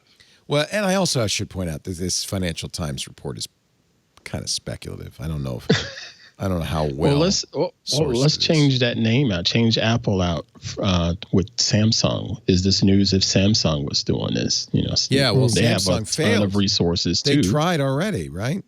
Right. Bixby. Huawei probably is doing it. Yeah, they have to. I mean, there's other players out there with deep pockets and a lot of resources that I just don't see why Apple is making all of the news. But I guess it's because they have a gazillion handsets out there floating around. That's right. In fact, they just, according to one analyst, crossed 1 billion active phones. 1 billion active. And I think they have like $600 billion in cash or something like that. They have a huge cash. Oh yeah. But I think people think when they read that article, they're going to do a Google clone, and I don't think anybody's going to ever do a Google clone. No, I think that's done. Right? Google owns that. Facebook has search, but it's based on your social graph. It's always been off. It's always been off. Terrible. And it's terrible. Twitter maybe could do a better job than they're doing. They put no energy into search. Well, what would a next? I mean, okay, but so I've talked about Samir Arora and Sage. I think there's a next generation of search. What Samir is working on is expert-based networks. Yes.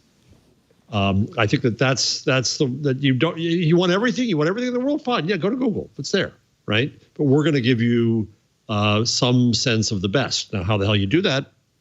Questions, and you're going to have Ted Cruz yelling at you when the New York Post isn't included in the best. But we'll cross that bridge when we come to it.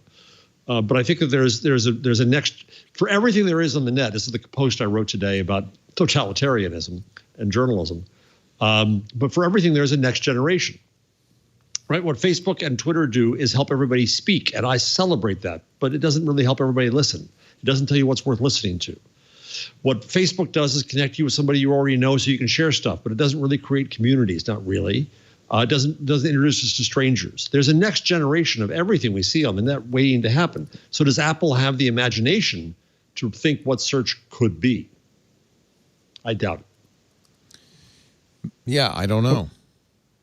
Can you give me an example of this network you're talking, like network of experts? So Sage started with, not maybe the best timing for this part of it, but they started with travel, restaurants and hotels and destinations, because it's a very set taxonomy of entities, right? You know that's a restaurant for sure. Then they started with 100 handpicked people that they said, these are our experts. And then they went to the next network out from there and said, who are they linking to? Who's in theirs? And then out from there until they got to certain numbers where it's going to fall apart at a certain point. But they found they could scale the quality of the information they were getting for these entities, for these hotels, restaurants, resorts, and so on, really well by starting with a core set of experts. So I talked to Samir and I said, well, I've got a core set of COVID experts for you. I wish you'd do the same thing there, where I have right there in my lower third, 600 some epidemiologists, virologists, et cetera. You could imagine starting there with the people you trust and then see what the network comes out from there. Then what do you come back with? Well, you come back with the things that they're writing, that they're linking to, that they say. Now, what Samir is doing with Sage is he's also building a structure for creators to create homes for themselves on the net, which gives them something nice to do and gives them lots of different business models for that. But it also gives them an opportunity for them to find a place to say, ooh, I'm an expert and I like this and this and this and this. So it's interesting if you get past something that has travel has a clear set of entities, medicine has a clear set of credentials. You get into other areas. What does expertise mean in politics? It ain't political reporters, I'll tell you that for damn sure. What does expertise mean in technology? Well, maybe you could say who really knows their stuff. I don't know. Or it could be fact-based, eliminate the opinions. I mean, really what Google does is search for web pages right now. Yeah. Obviously, that's not something you're going to try to beat. But I think it's often the case, especially with voice assistants, that you are not searching for a web page because there's nothing to click. You're searching for an answer. Answers. And that doesn't mean, I guess you could say, what's the best smartphone? But I don't think that's I think that's so subjective that I don't know if that's a great What happens use. if I ask Google that? Well, they probably sell you do some sort of cutesy thing with Tech Radar, best phones in the U.S., T3, best phones 2020, yeah, right? But So anybody who looks at that goes, well, yeah, that's somebody's opinion. That's not the best phone. So I wouldn't expect Apple to put a lot of energy into that. But if you said, what is the spec for, what processor does a phone use, or how much is the iPhone, or how much is a Pixel 5? That's the kind of thing that you can give a concrete answer to. I would expect that, frankly. That's what I would want Siri to give me. That's always what we want when we ask Siri something. And I think everybody's all these companies are looking at the future. It's not going to be typing into a device. Don't reinvent the web search engine. That's been done. Even Google didn't think that was the future. That's why they did Google Plus. They were hoping to find something else. Didn't quite work. I'm a little distracted because... that I asked... Yeah, it's a good question. I'm glad you brought it up. Fascinating that I asked Google Assistant, what's the best smartphone? And it pulls up a Samsung S20 5G ad. Whoops. Whoops. Whoops. On my Pixel. Well, that's another reason why your information source should not be ad supported like that.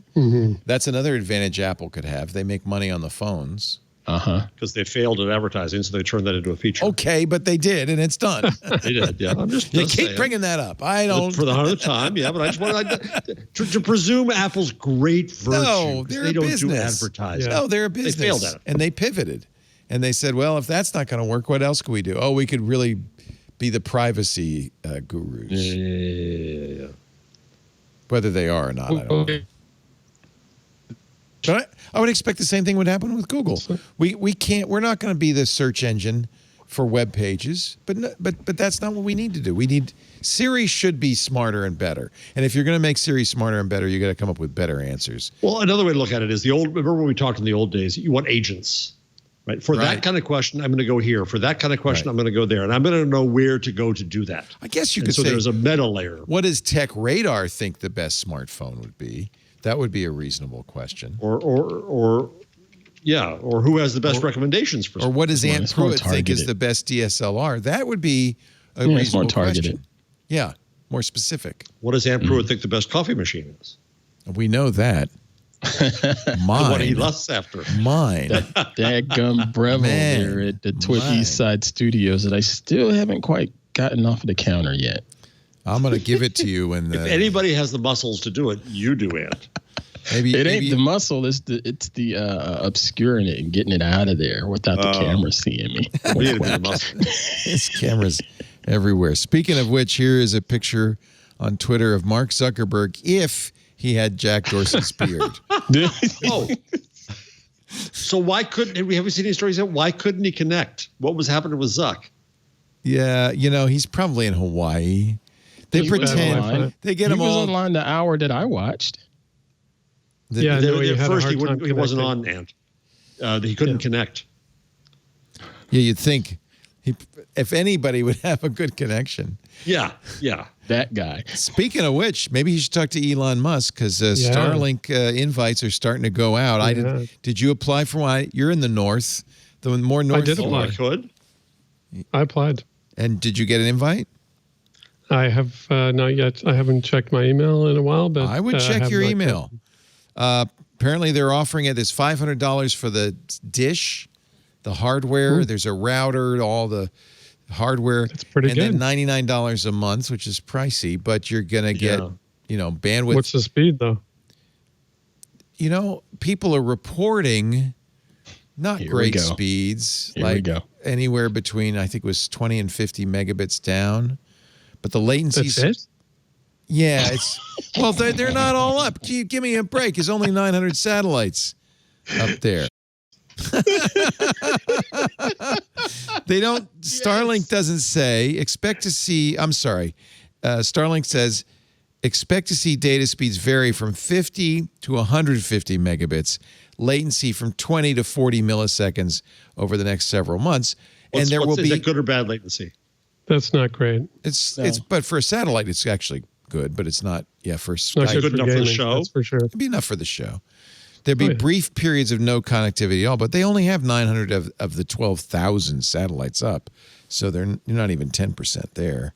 And it presumably it gets. I've heard it gets better as they get more satellites up. So I have a 10 meg connection. Yes, you have 10. See, and up at the cabin, up at the lake, what's your internet up there? 10. 10. See, this would be. So right now I'm using my phone. This is faster. How much you getting there? I'm getting about 40 or 50, I think. If I could buy it, I would. Partly to test it. Yeah, I'd love to test it. But also as a backup. I get gigabit speeds from my cable provider. Elon, give me a call. Your area is not included, Leo? Problem? I can't remember if I asked for an invite, to be honest with you. It was a while. It was like last spring. Where do you ask? Well, it was on the Starlink page. It's over now. Yeah. But you have to be in the northern United States or Canada. So that's why you got an invite, Matthew, because you're in Ontario. So, yeah, I don't know. Should we just not mention Elon's most recent tweets? We just pretend those didn't happen?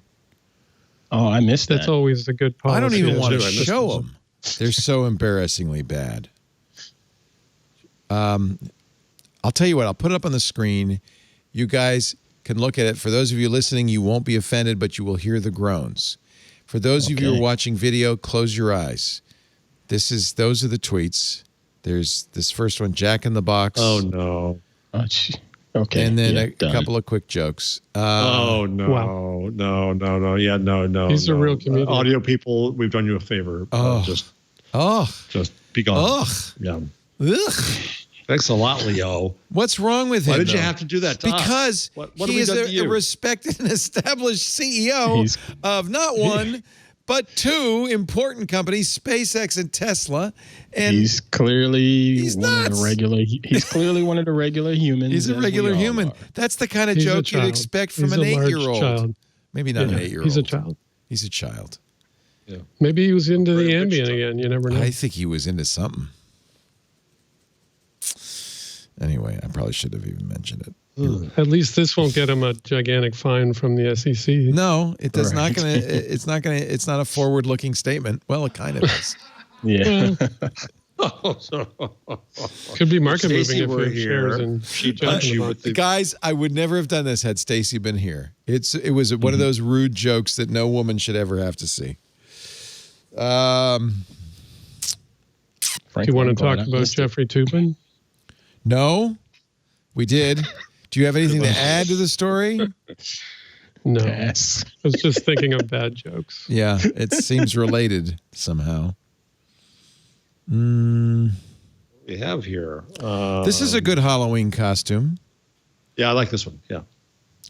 He's going as a Zoom meeting with a bunch of monsters. He made it for his daughter. His daughter's going to wear it. Nice. So it's a printout of a Zoom. It says Zoom and Gloom meeting. And it's got the Invisible Man, Next Victim, Creature from the Black Lagoon, Wolfman, Frankenstein, a witch. But I think they're all family members. But then there's a real screen, too. There's a video. Is this the one I put up? There's a video. Yeah.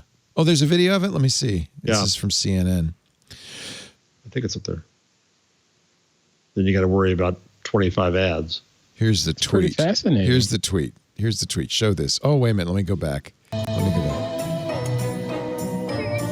Oh, and I get it. There's a cutout. Oh, but they're all the top is the screen. Oh, they're all videos. Oh my God. No, only the top is the top is the camera of the person. So that's you. And it says next victim. Oh, I get it. Nice. And in the middle, the masked murderer is the actual trick-or-treater. That is so clever. That's pretty cool. Great? Next victim. Oh, I love it. Greg Dietzenbach. Nice job on the Halloween costume. Greg, you need to go back to the office. I wish I'd thought of that. Someone posted a display that they had outside the house, and it was a skeleton at a computer with a video screen, and all the boxes have skeletons in them. We've never ended the never-ending Zoom meeting. Oh. Today is one of my 11-hour days. It's somehow strangely my ears draining. That's why I switched to headphones. My ears are absolutely killing me. I guess you some good headphones. Those look like they came out of a cereal box. Where'd you get that? Well, they're better than the Bose, which you just heard to. Oh, they say Google on them. They say Google on them. Yeah, they were freebies. God. I got them when I went to Mexico for some event, and they gave them away. And they're not bad headphones. But yeah, they say Google. I hope this is not seen as a terrible conflict of interest here, folks. But they're more comfortable than the others. There is you were right. You know what? You said TikTok would be the source of some information. There is a super PAC on TikTok.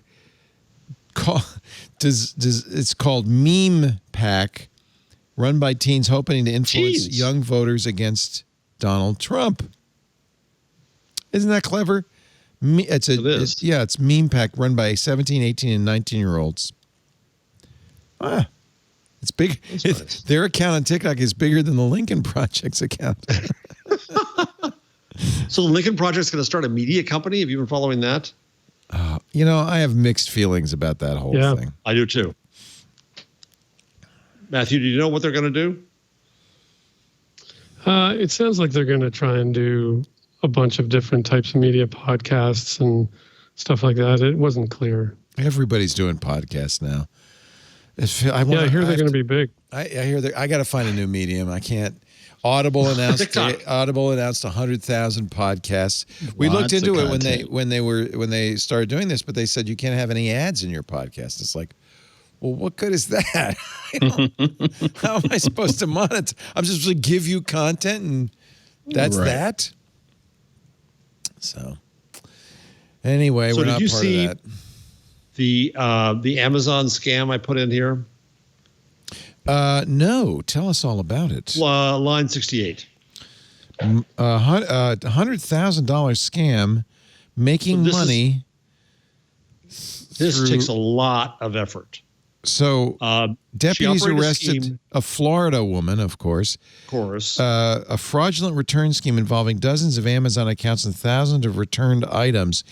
Between March 2015 and August 2020, she reused prepaid shipping labels generated for canceled orders and then applied them on other returns, making it appear she had paid for her own shipping costs when she actually did not. She did, get ready for this, talk about ambitious, 42,000 individual returns, and she got $100,000 reimbursed, but that's over a 5-year period. That's barely, it's barely enough to live on. So she's arrested. Wow. Florida woman came up with a barely tenable scam. Yeah.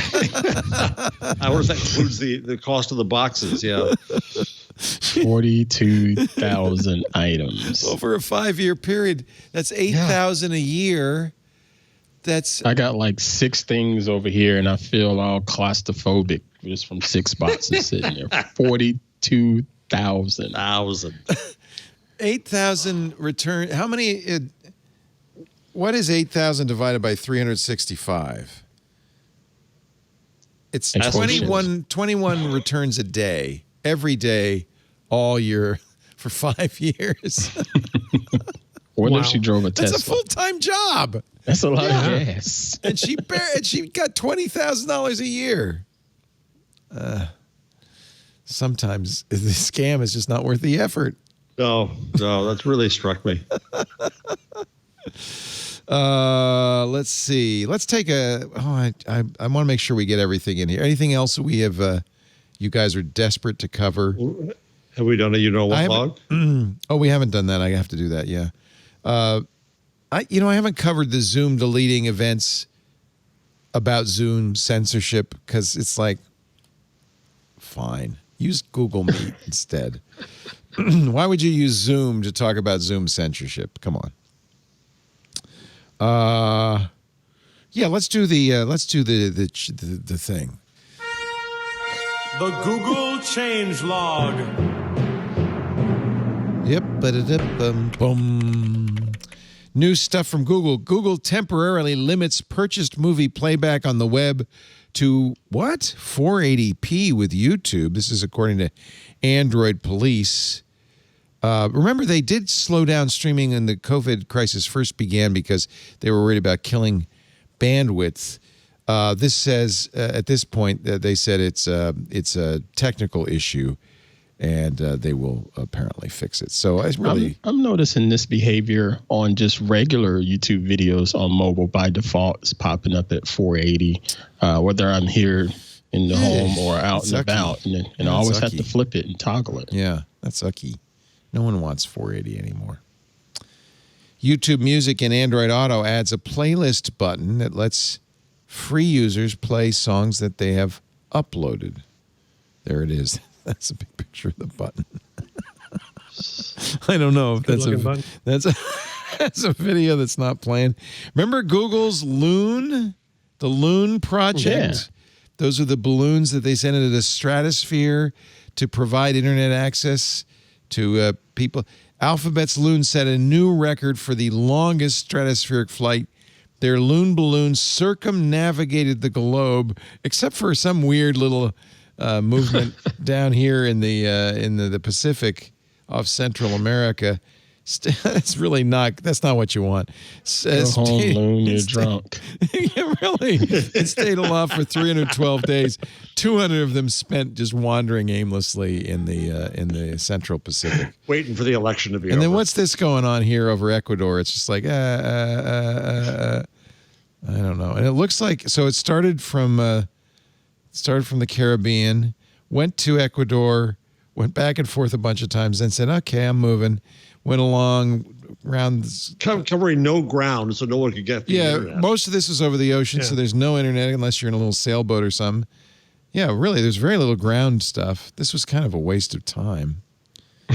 It launched in Puerto Rico, headed to Peru, not Ecuador. They kept it in Peru. I guess they control it a little bit. It provided 3 months of test internet, and then went all over the place. Alphabet said it hit the milestone through a combination of design, material science, manufacturing, and just damn luck. No, I added that. They must have a way of steering that thing. That's interesting. This is not the greatest change log ever. We will wrap it up with this. New 3D animals for Halloween. Do you use the Google augmented reality? Well, now you can get a skeleton, a Halloween ghost in your shower, or put a hat on your cat. Or maybe that cat's part of the deal. I don't know. Actually, I think the whole thing is augmented reality. So, yeah, black cat. Okay, sure. Just sure. Okay. Sure. Okay, sure. Say boo. So I don't know how do you get this? So, yeah, they did this with the Easter Bunny apparently back in the spring. So you tap View in 3D. A shortcut shows other related models. You have the option of view in your space to take a picture. So, I get it. So search for black cat, and then you'll get a 3D view of a black cat. Or search for German Shepherd, you'll say. Boy, this is one of the dullest change logs, and even so, you're stretching it up. And that's the Google whatever. That's the whatever log. Yeah. Like the week before an election is now becoming almost a holiday. Like, we can't do it. It should be. We did the bot that ordered ordered $18,000 worth of McSundays every 30 minutes, right? We did that, right? Yes, but line number, where is it here? 161. I'm lusting after badly. Jeff wants the Brothers Brick at brothers-brick.com. Oh, it's a Gutenberg press made out of Lego. Is that the greatest thing ever? What the what? I can't believe I clicked on that. Oh, I should get this for you, Jeff. I'm going to get a Breville coffee maker. On his own, this guy. And I'm going to get you a Lego printing press. It's a one-off. Next, I want the linotype in Lego. This is great. And I love the bearded print master. Yeah, isn't that great? Michael Jasper. I have a book history wonks Twitter list for my research, and everyone was going nuts at it for there. All the wonks were.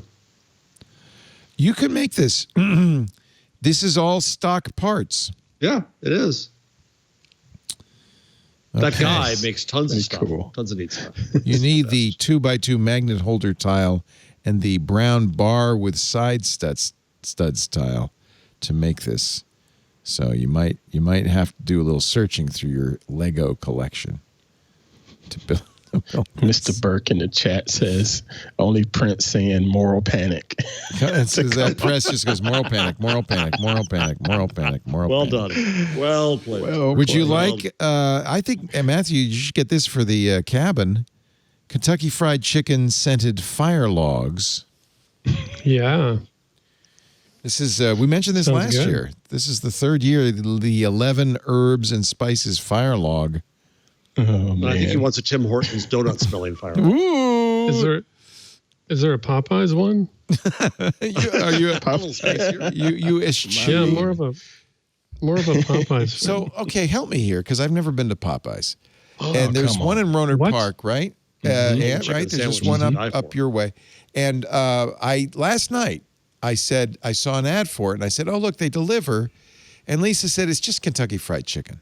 No, it's not. No. Not even Not at all. close. No. Fighting words, right? Oh. Not even close. I mean, they're both chicken, technically. If we can believe Popeyes their is marketing. more chicken than KFC is. At least Popeyes says chicken. What KFC makes does it better? not. What makes it better? It just has more flavor, I think. Yeah, a lot more. It's got And 12 it's herbs and actually spices? southern fried and flaky Yeah. and crispy. Ooh. Have you had the And sandwich, spicy. Ant? Did you get the sandwich ever? The sandwich was overrated. I'd rather have the regular fried chicken on their sandwich All right, than the filet that they put on the I'm sandwich. going to Popeyes after the show. And then you got to get some red beans and rice, Leo. That's the other good thing. I make red beans and rice. They have that at Popeyes? Oh, yeah. And then you get biscuits. The biscuits are Oh, nice. so it's real Southern food. Biscuits are good. Southern cooking. And Ant, Four you thighs. certify it. It's worth. It's actually. We go there probably twice a month.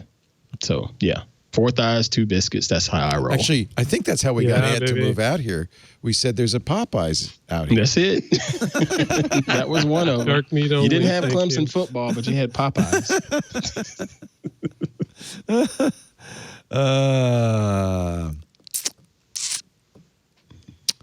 Anything else we missed? The chat room is nominating. Thank you, Scooter X.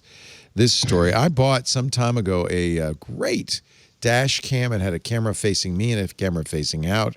It had all these nice services. A little more expensive, but it came with built-in cellular service. It was called the OwlCam, and I told everybody to get it.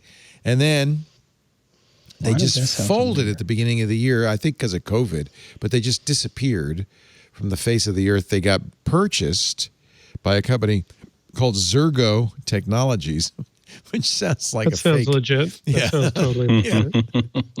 sounds like the kind of like the evil villain in a Flash Gordon movie.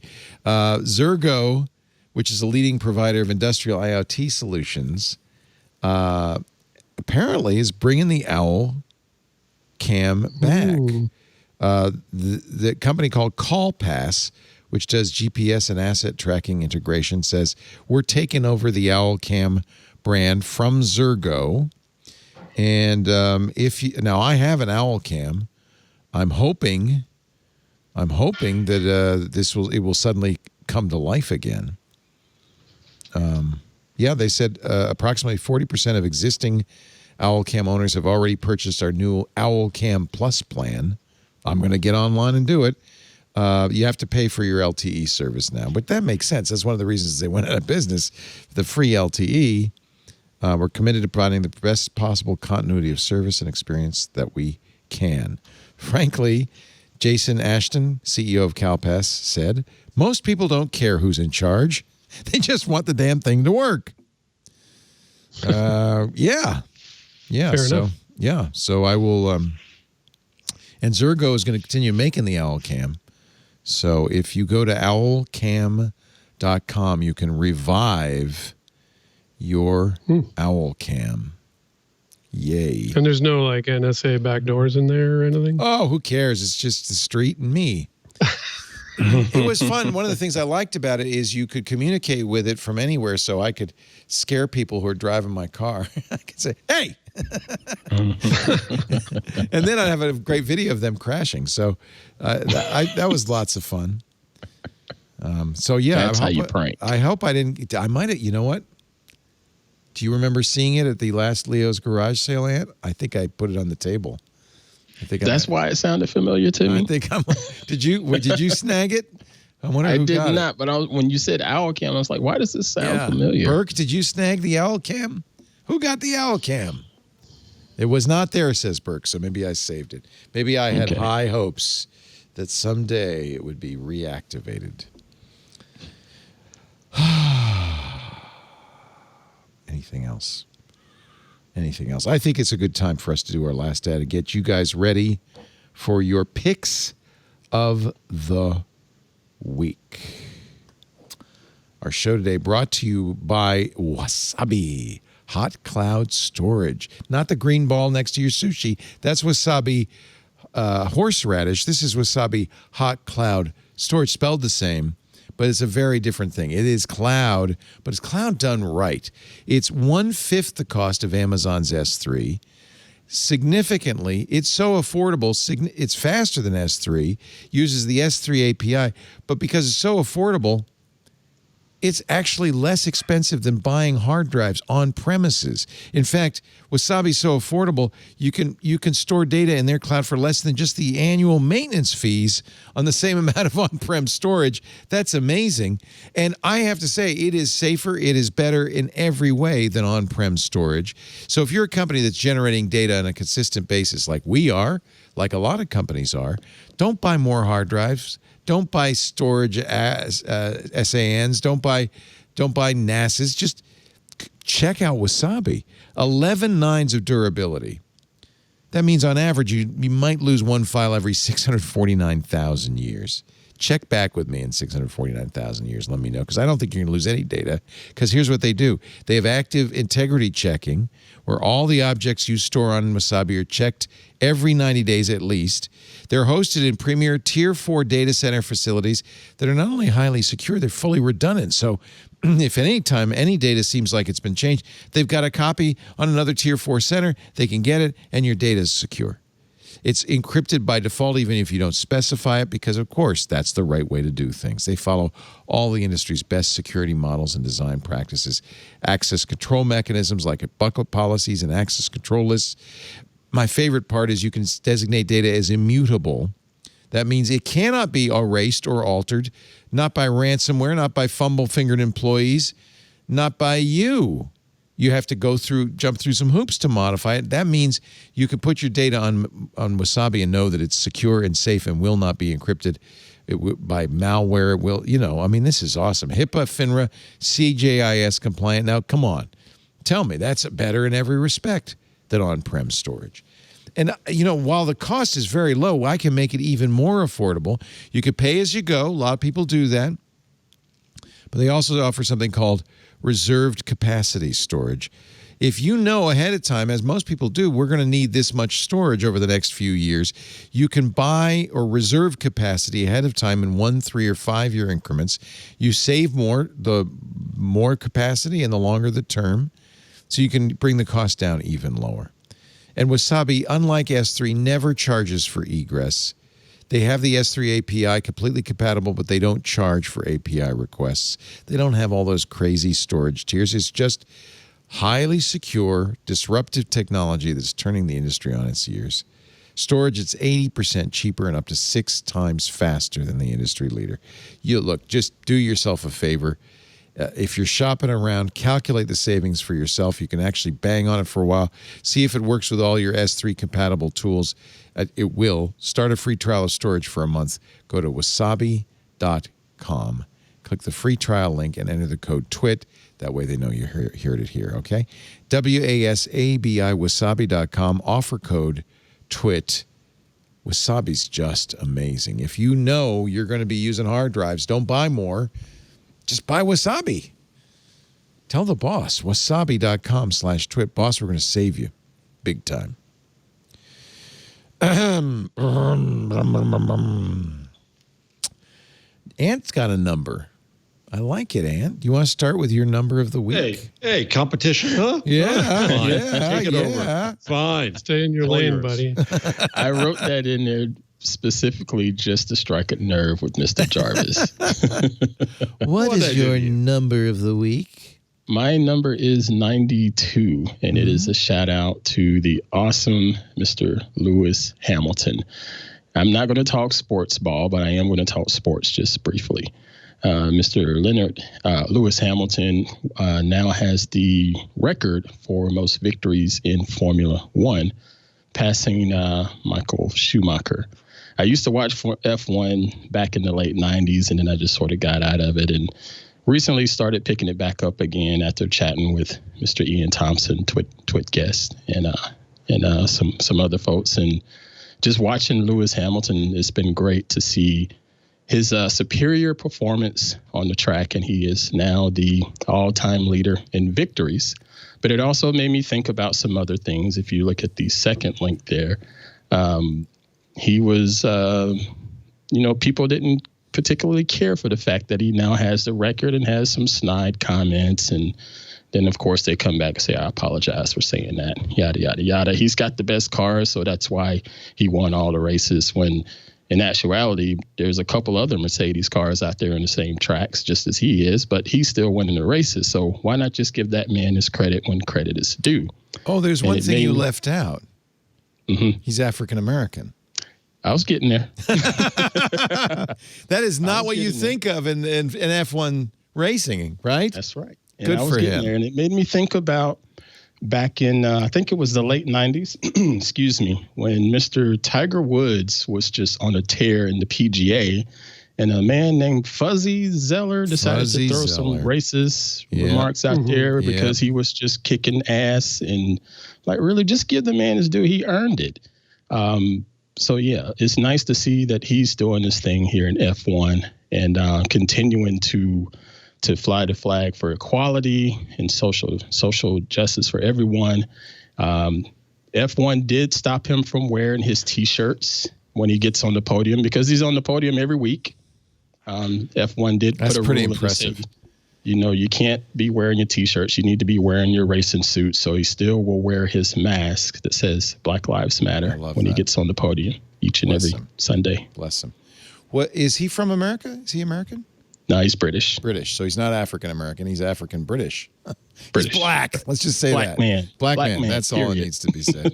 Good for him. Good for 92 him. is the number, Mr. Jarvis. Are you okay Well with done, that? sir. Well done. That's a good number. Number's yours from now on. That's oh no, don't do that. Carson's gonna It's like expect you moose to go over turd the number pie. Now every you've got week it. now, It's yours.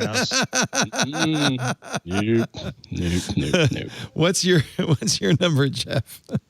Well, I have it's not great. It's good, though. He's just outshone me. It's not a problem. So Deloitte has a survey of privacy stuff that they do on a regular basis. Just one or two numbers from it. The average number of smart devices per person has increased since 2015 from 3.8 to 6.2. That doesn't seem Stacey like needs that to be here much. for that. Is No, it? I agree. But six agree. is a lot. I mean, because I'm surprised it was 3.8 in 2015. I mean, it really was just your smartphone. But now, I mean, there are a lot of devices. Anybody who's got smart anything, IoT. I have 59 devices. I'm not kidding, on my network, and only I was going to do the thing where Stacey talks about where you have a VLAN for your computers. Yep. and a VLAN for your IoT devices.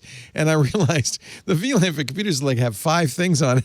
Everything else is an IoT device.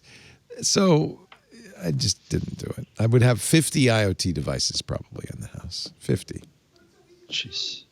I know. So smart speaker access, so these 5 years, has increased from 0%, of course, in 2015 to now 29%. Wow. Was 0 in 2015? Yeah, I had my Sonos in 20. Oh, they're talking about things like Echo and Google. Yeah. It was a dumb, expensive, overpriced speaker. You were schmuck buying it, but we're not going to go there. Okay, you're right. It was everything but smart. The only thing smart about it is it reveals who's stupid enough to buy it. And they were smart to sell it to me. Yeah. Okay. All right. You're right. Access to smart TVs. And I would have thought this would have been more like smart speakers, but no, it was 24% in 2015. Now it's 58%. Yeah, I actually honestly wish I could buy a dumb TV. I don't want all that software in my TV. Yeah, I know. There's some dead services on mine. I keep on actually hitting the button. I got to wait till. So annoying. Smartphone ownership increased from 76% in 2015 to 91% now. We're almost 100%. Wow. Almost there. And then in the UK, so it's UK, and they're different, but users have become less concerned about the use of their privacy of their data. In 2018, 47% of respondents stated they were very concerned. Now that's halved to 24%. They've given up. So all you privacy nuts out there, maybe now you'll buy my book. That's really interesting. Yeah. I wonder why UK citizens have just given up. I think we're just getting used to it. I mean, the list of the ways you're sharing stuff, it's a lot, right? You're sharing your health data and your name and your photos. And, I guess what does sharing mean, too? Right. So that's it. That's my not very exciting numbers. Ant wins for the week. No, I like them both. They're both good. No, you're just being a host of a show. You're just being nice. They're both good. It's your job to be nice once in a while. As soon as you're not paid anymore, then you stop being nice. I know. Actually, as soon as I don't have the stress and strain and burden of being nice, I'll probably be a lot nicer. Oh, that may be the case. Yeah, you wonder. I'm forced to be nice. The world's going to wonder. Yeah. What's he really like now that we don't see him on the air anymore? I hear Johnny Carson turned into a real bastard. Yes. No kidding. Mathew Ingram, your pick of the week. Yeah, I have a thing that was in the rundown, which I thought was hilarious. This guy reverse engineered McDonald's. Yes, the McFlurry mobile API, the ordering API. Yeah. Yeah. So he ordered $18,000 worth of McFlurries from every McDonald's. He still outlet, is. Every half hour he orders another 18,000. He doesn't. I had to read the Ars Technica article completely to understand. He doesn't actually check out. He doesn't pay for them. Right. He just leaves them in the cart and goes on to find out whether the machine is broken. So you why? can look at the map. Because the worst thing in the world, you wouldn't know this, Mr. Chipotle Taco Bell head, but the worst thing in the world is to be craving a McFlurry and to show up at McDonald's and the machines are broken all the time. Yeah. Oh. He actually started out ordering 18,000 worth of McFlurries a minute from every out, but he stepped it. He's ordering a lot. Here's the deal. To quote my favorite politician, here's the deal. 7.56% of all McFlurry machines in the world are currently broken. But it's worse in Philly, 12.5%. It's better in Los Angeles. There's some places where they just don't break as often. None of them in San Francisco are broken. So somebody pointed out that because of the way he does it, it could be just that they're not accepting orders for McFlurries at that time. It doesn't necessarily mean the machine is broken. Nobody silly enough in San Francisco to order a McFlurry, probably. I was going to say, there's no artisanal McFlurries in San Francisco. But I got to warn you that your local McDonald's, the McFlurry machine is broken right now, Ant. So don't get a craving. See that red dot? We're good. Mm-hmm. We're good. Mm-hmm. Isn't that hysterical? I have ice cream here. Isn't that clever? I love that. Let's talk about big Maybe data. he could do it for Popeyes too. Oh, yeah, now we're Do they have the sandwich or not? Lisa's going to say... Ant doesn't care, but I care. She's Are they out of thighs? So, okay, tell me what I should order. Red beans You're and gonna get rice. some different answers. Not the sandwich. The sandwich. No sandwich. I say No. the sandwich. Do they have a bucket of No. Popeyes? What do they have? It's boxes. Boxes. A box, yeah. But Get get a the- box of 16. That'll do you. 16 pieces? Yeah. Or well, that's if you're going to have something for you and Mr. Michael and Miss Lisa, Michael right? will want some, yeah. We had But if you're just going by yourself, do 4 thighs and 2 biscuits. 4 thighs, 2 Except the dark biscuits, meat. and some red beans and rice, right? You Do can they do have red beans and rice. do they have anything else? They have coleslaw?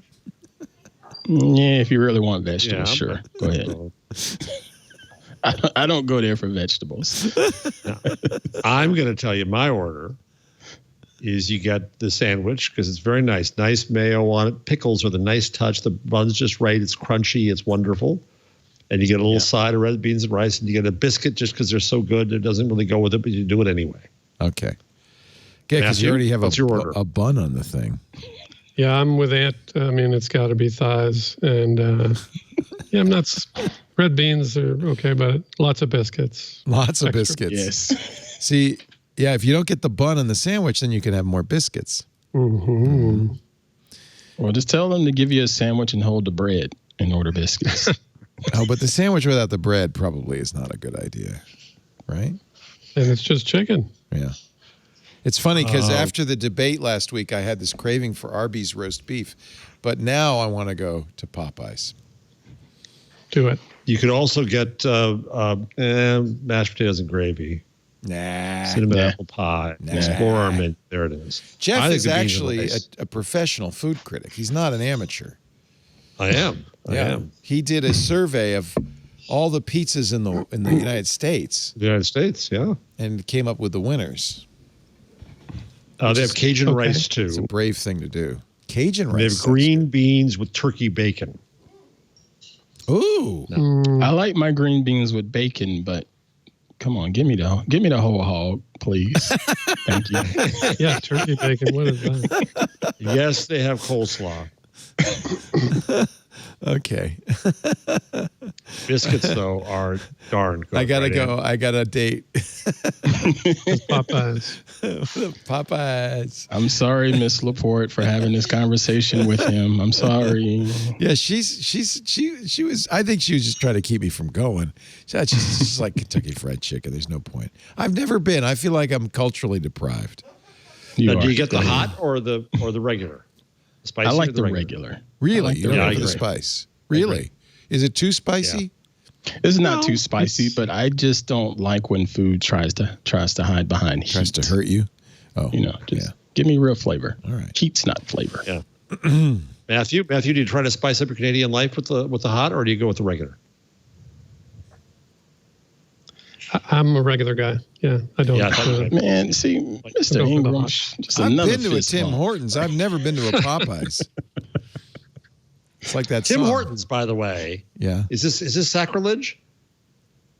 What's the big deal about? It's like Dunkin'. What's the It's big like deal about Dunkin', from Dunkin' what I Donuts? hear. No, but there's an affection. Canadians have an affection for Tim Hortons. Just nothing. because he was the greatest hockey player of his era. Yeah, it's the guy. It's the guy. The guy. Oh, is that what it is? Yeah. To me, that's the guy. Well, and Okay, it's all right. also they really marketed themselves as the place you take your kids after the hockey game or before the hockey game or during the hockey game. If you're a bad parent, yeah. No, the donuts are fine. Tim Hortons. I like the Tim's Bits. Is that what they call them? Yeah, they're Tim's pretty Bits. great. Yeah, Tim Bits. Tim Bits. I just want Tim's Bits. I'll get to Canada one day to try it out. They're owned by a big Brazilian conglomerate now. So Oh. Yeah, I've got one near me. I've got a Tim Horton near me.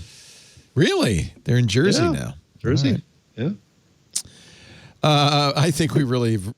Yeah, we're now done. we're plumbing the depths now. We really kind of. Yeah. Oh, all right. The Popeyes is getting cold. We want to thank you very much, Mathew Ingram, for joining us from the great Thank you, North. Matthew. It's always a pleasure. Matthew's chief digital Good to writer, see you. CJR.org. There was a lot of journalism talk, so I appreciate your being here. Thank you. Mr. Jeffrey Jarvis. Wait a minute. Let me get the cue card. Take a deep breath. Take a deep breath. It's long. The Leonard Tapp Professor for Journalistic Innovation at the Craig Newmark graduate. Oh, sorry. I'm sorry, Craig. Getting a little punchy. The Graduate School of Journalism at the City University of New York, New York, a tale of a town. The Bronx is up and the battery's down. Thank you, Mr. Ant Pruitt. Hands-on Photography, awesome show. Hands-on Wellness, awesome show. Regular on this very show. I really appreciate your time. It's always a pleasure to see you. Thank you, Ant. Thank you all of you for joining us. We do This Week in Google every Wednesday. It's a 2 p.m. Pacific, which is 5 p.m. Eastern time, but a word of note. We on Sunday, I know it gets so complicated because we're falling back on Sunday. Many of our listeners in Europe have already fallen back, but we will fall back, which means that our time zone is changing relative to UTC. Normally, we're at 2200 UTC. It will now be 2100 UTC.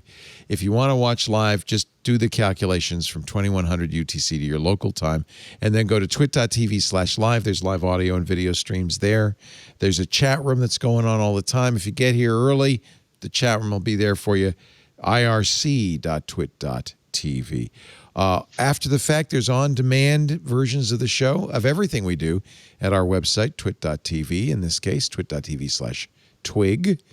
There's also a YouTube channel devoted to This Week in Google. You can watch there if you want. Best thing to do really would be get a podcast program and subscribe. That way you'll never miss an episode. That's easy enough. Pocket Casts, Shoutcasts, Stitcher, Slacker, all of those, Spotify. Just search for This Week in Google. If you have a ballot in your hand, it is time to vote, but do not mail it. It's probably too late to mail it. You now have to go to either a Dropbox, if there's a Dropbox in your area, or you can drop it off at your local county clerk, that kind of place. Find out by going to iwillvote.com. iwillvote.com. Don't feel like it's too late. It's not.